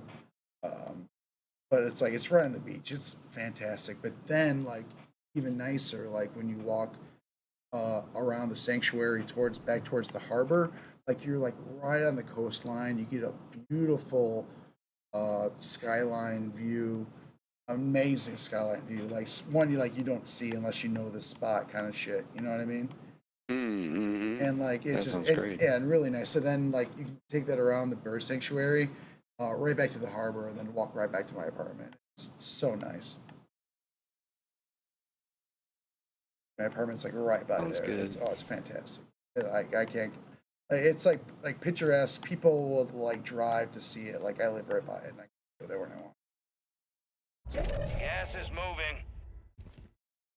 The only one wrinkle I might have is that the cat allergy thing. If we ate at your house, I want to see your apartment, but I don't know about staying too long. Who's got a cat allergy? Me. You okay? You know what? If you got a cat allergy, fuck my place. Then we'll meet up somewhere. No, I want to see it. I can totally see it. I don't know about staying there for too long. That's fine. Okay, I get that. Otherwise, I might get it. Was it pretty hard for you coming into my house last time down in Joliet? It was pretty. Yeah, it caught me by surprise because I don't encounter cats too much, so I'm like, I wasn't expecting it. I was like, oh yeah, that's right, I'm allergic to some cats. I don't even know if I knew you were allergic to cats. Holy fuck! Not all. That's the odd thing. Like when you came to Joliet, brother and sister, yeah. Fuck! I'm sorry. Holy shit. No. It's. I mean, I wasn't even taking allergy medicine before I went to your house because it wasn't like that time of year yet. So like, it may not be so bad. But still, honestly, there are plenty of places to go to around my place. If you want to see my place really quick, cool. I'll make sure it's clean. You can run in and be like, hey, you can even say hi to my cats before they start making you want to die. And then you run the fuck out. And then, like, if you want we totally got to see your place. For sure. I mean, it's not much to see. It's a studio. But the location is... I'll never move. But like I said, there are plenty of places to go to around to get something to eat or something to drink or whatever you want. You guys come hungry. If you're not hungry, we can just go straight to the beach. But it's fantastic. No, Rachel always wants to try a new restaurant, so she'd be looking forward to. You could find a vegan restaurant, we'd be down. Have you guys ever been to Chicago Diner? No. Oh, we should think about this. Maybe we'll see. Because there's if you guys like Chinese food, there's a really good Chinese should go to, but depending on what time you guys come, maybe we can just go to the vegan bodega that's just a couple blocks from my place, and you can get either like shit, you can get sushi if you wanted, sushi, Mexican, pizza, Italian pasta, even like hot. There's a place called Not Chicago. No, Chicago Not Dogs, where you can get basically like a Chicago dog, but it's a vegan. It just depends on what time, because I don't think it's open super late. That might actually be a good idea, because we can walk right to the beach from there if you want it. That's right on Montrose and Clarendon. Pretty good.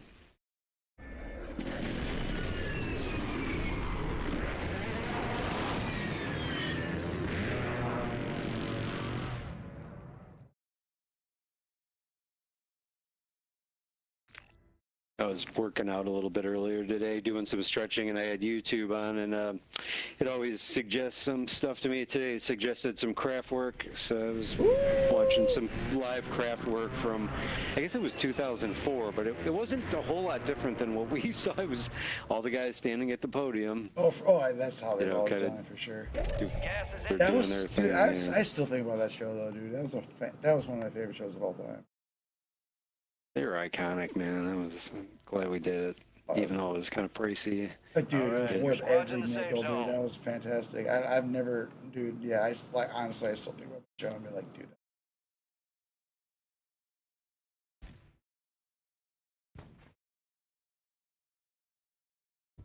I still need to buy the tickets for the show at Reggie's. I'm sorry, I've been slipping on that, but I plan on going on a ticket buying spree, where there's like a few shows I need to go see that I'm just gonna Fire sale's over. Adjusting prices. Yeah, I don't think there's any danger of Acid King going out of selling out, but you never know. You would be interested in seeing Bongzilla at Cobra Lounge, which... Nah, I don't think so. Just checking.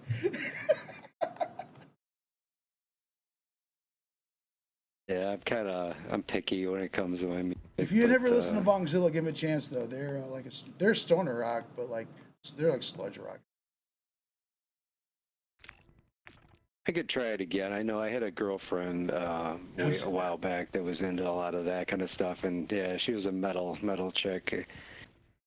I remember her talking about Bongzilla. You're not a fan of the screaming. Am I correct on this? That's kind of it. Yeah, if it's got the see, that makes the growly Cookie Monster you like thing, Unsane. I'm not into that. You like Unsane. I know. What's up, dude? It's hard to reconcile it. Yeah, I don't know. It's irresponsible. I've had other people. I can't tell you what it is. I remember this other guy saying the same thing. He's like, John, you like fucking Unsane. How do you not like this other stuff? I'm like, I don't know. I hear some rhythm in that Unsane noise, and I know there's a lot of screaming there, and that you can't make out a damn lyric hardly. So you like Unsane despite the screaming. I like, you know what? I'm real picky about singers too. Like that usually is the thing that blows up the band for me. No, I hear that, but it's takes. My brother was always. Go ahead. Your brother's always what? Bands at me. Oh yeah, he's always just floating bands at me, and most of the time I'm like, yeah, they're pretty good, but the singer sucks, or I just can't stand it. So I'm like, that's it. No, I'm like that with like non-screamy bands. Like I'm like that with Alice in Chains.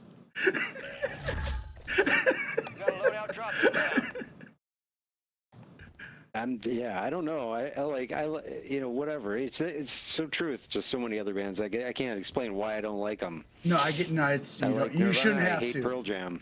Dude, I get that. I get 100%. I get that. But I like the screamy stuff. It's cathartic to me. It's just kind of up my alley. But I can understand. Everyone's got their different tastes, and usually if a singer is screaming like they're on fire, I'll probably give them a chance.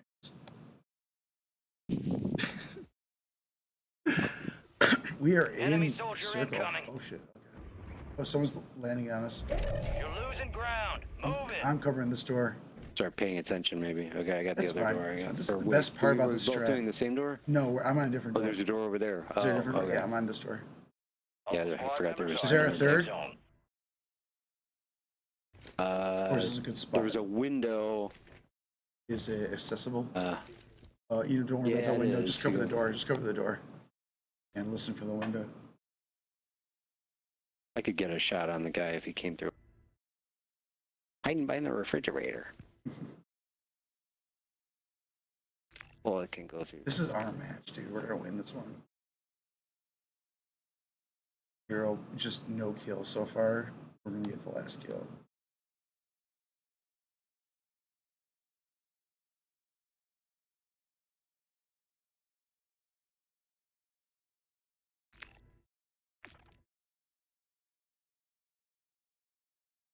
This is the best way to play Warzone. This is the most fun way to play Warzone. Switch it. See it. Can you see me? See it. Having fun. Love Warzone. I was watching a little bit of some Evil Dead to get some figuring out how I want to present the Bruce to the world, and nice. I was writing down some of his better quips. I like there was one that he's like, "Hey, she bitch, let's go." Is that from Army Darkness or is that from Evil Dead? I think that was the second one. I think that was Evil Dead 2. Oh, right on. But you know, I mean, I've there's just never so many. seen the original Evil Dead. Like I've seen Evil Dead 2 really? in Darkness. I've never seen the original. Because it's basically just Yeah, a remake. it's, I thought Evil Dead 2 was just a remake, essentially. I mean, I'm trying to remember exactly how it comes about. Maybe it's just like the second day. Okay. Yeah, I just thought it was like almost like a weird like happened. do-over. No, I don't think so. I think it's a sequel, but it's barely a sequel. It's just like literally like a continuation, I think. And it's funny as fuck, obviously. Whereas the first movie is not that funny. It's got a few campy things in it, but it's not. It's not intended. Just more dark. No, it's mostly just a straight up horror movie. All right, I'll check. I can't get through a movie, dude. I need to like find a girlfriend, something who wants to watch movies with me, something. I just can't do it. Gas is closing in. Can't do it. If I'm alone, I'm playing video games, man. Watching YouTube. Movies, TV. All right, your squad's in the safe zone. Oh shit, we are still in the safe zone, bro. This is the best match we've ever had. We're in the top 30. I just hope we don't have to move. If we stayed in the safe zone this whole time, I would laugh my ass off. Top 13. We're 22, top 13 teams. It doesn't automatically just center from the circle that it's we're in, random. right? It's random. Okay, it's random. Okay. Yeah. Maybe we should move now, but no, we don't know where to. This might be the perfect spot. Even if it's not right in the center, it could still be in like the edge of the new zone. Board the train to get out of the gas. safe zone will soon follow the train. Oh. What? That's weird. Okay, you want to? Yeah, what is that? I know we got the train right We gotta over hop here. the train? Vehicle mark. If we want, that's basically going to stay in the safe zone. We can stay here. The train's going to come by us. It'll come back around. It's it's on that track right there. It's pretty here. Actually, if we want, do we want to go closer? It's on the edge. Gas is closing in. Relocating the safe zone. I'm going to go out by the tracks.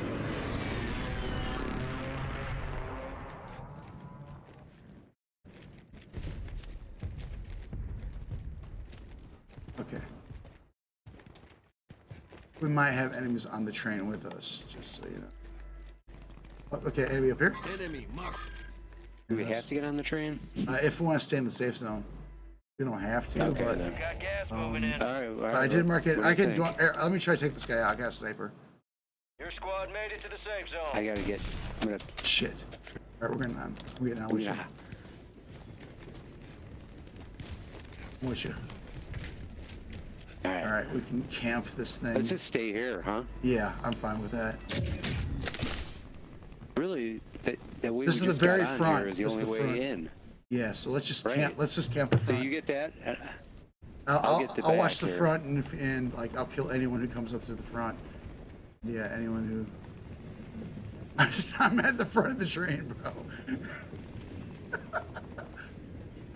I might get killed up here, but let's see.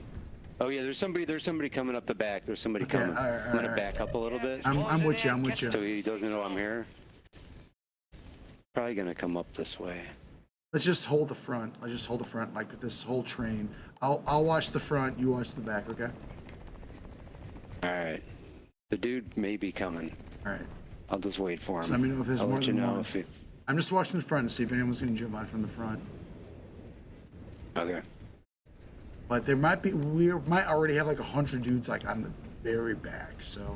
Gas is closing in. We're just gonna. Oh, it stopped. We stopped. Okay, now what? I don't know. Let's just. Stay. We're gonna hold this train. We're in this car. 10 remain. You're almost done here. It's 10. We're in the top 10, bro. Heard that. Where the adrenaline comes. Oh, that's fine. I'm not expecting to survive, but if we do, that'd be awesome. I'll cover this door. Oh, wait, what's in here? Is this a shop? This is a fucking store, bro. All right, be careful because there might be people coming up the back. Sorry, yeah. I'm gonna watch the front. If you got the back. Beware. Yeah. Time's almost up. Finish the mission. Just gonna follow zone. Yeah, looks like we're gonna just keep on it.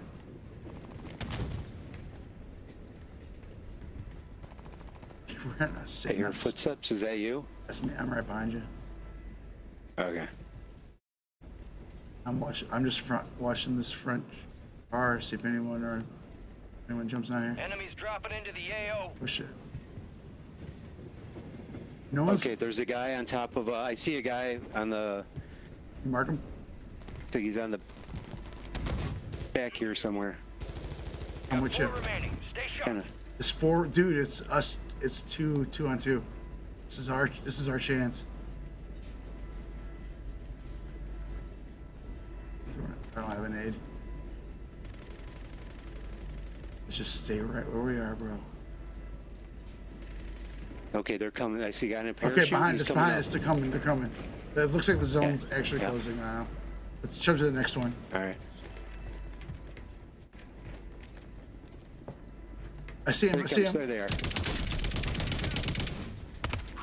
Check your fire, man. Pushing. Down. Dude's down. One more. Where is he? He's on us. Two more. Oh, I'm down. I am too. Oh man. Oh, second place. Second place. Get them back. Oh man. There was 3 left. I killed one of them. Why was there 2 left?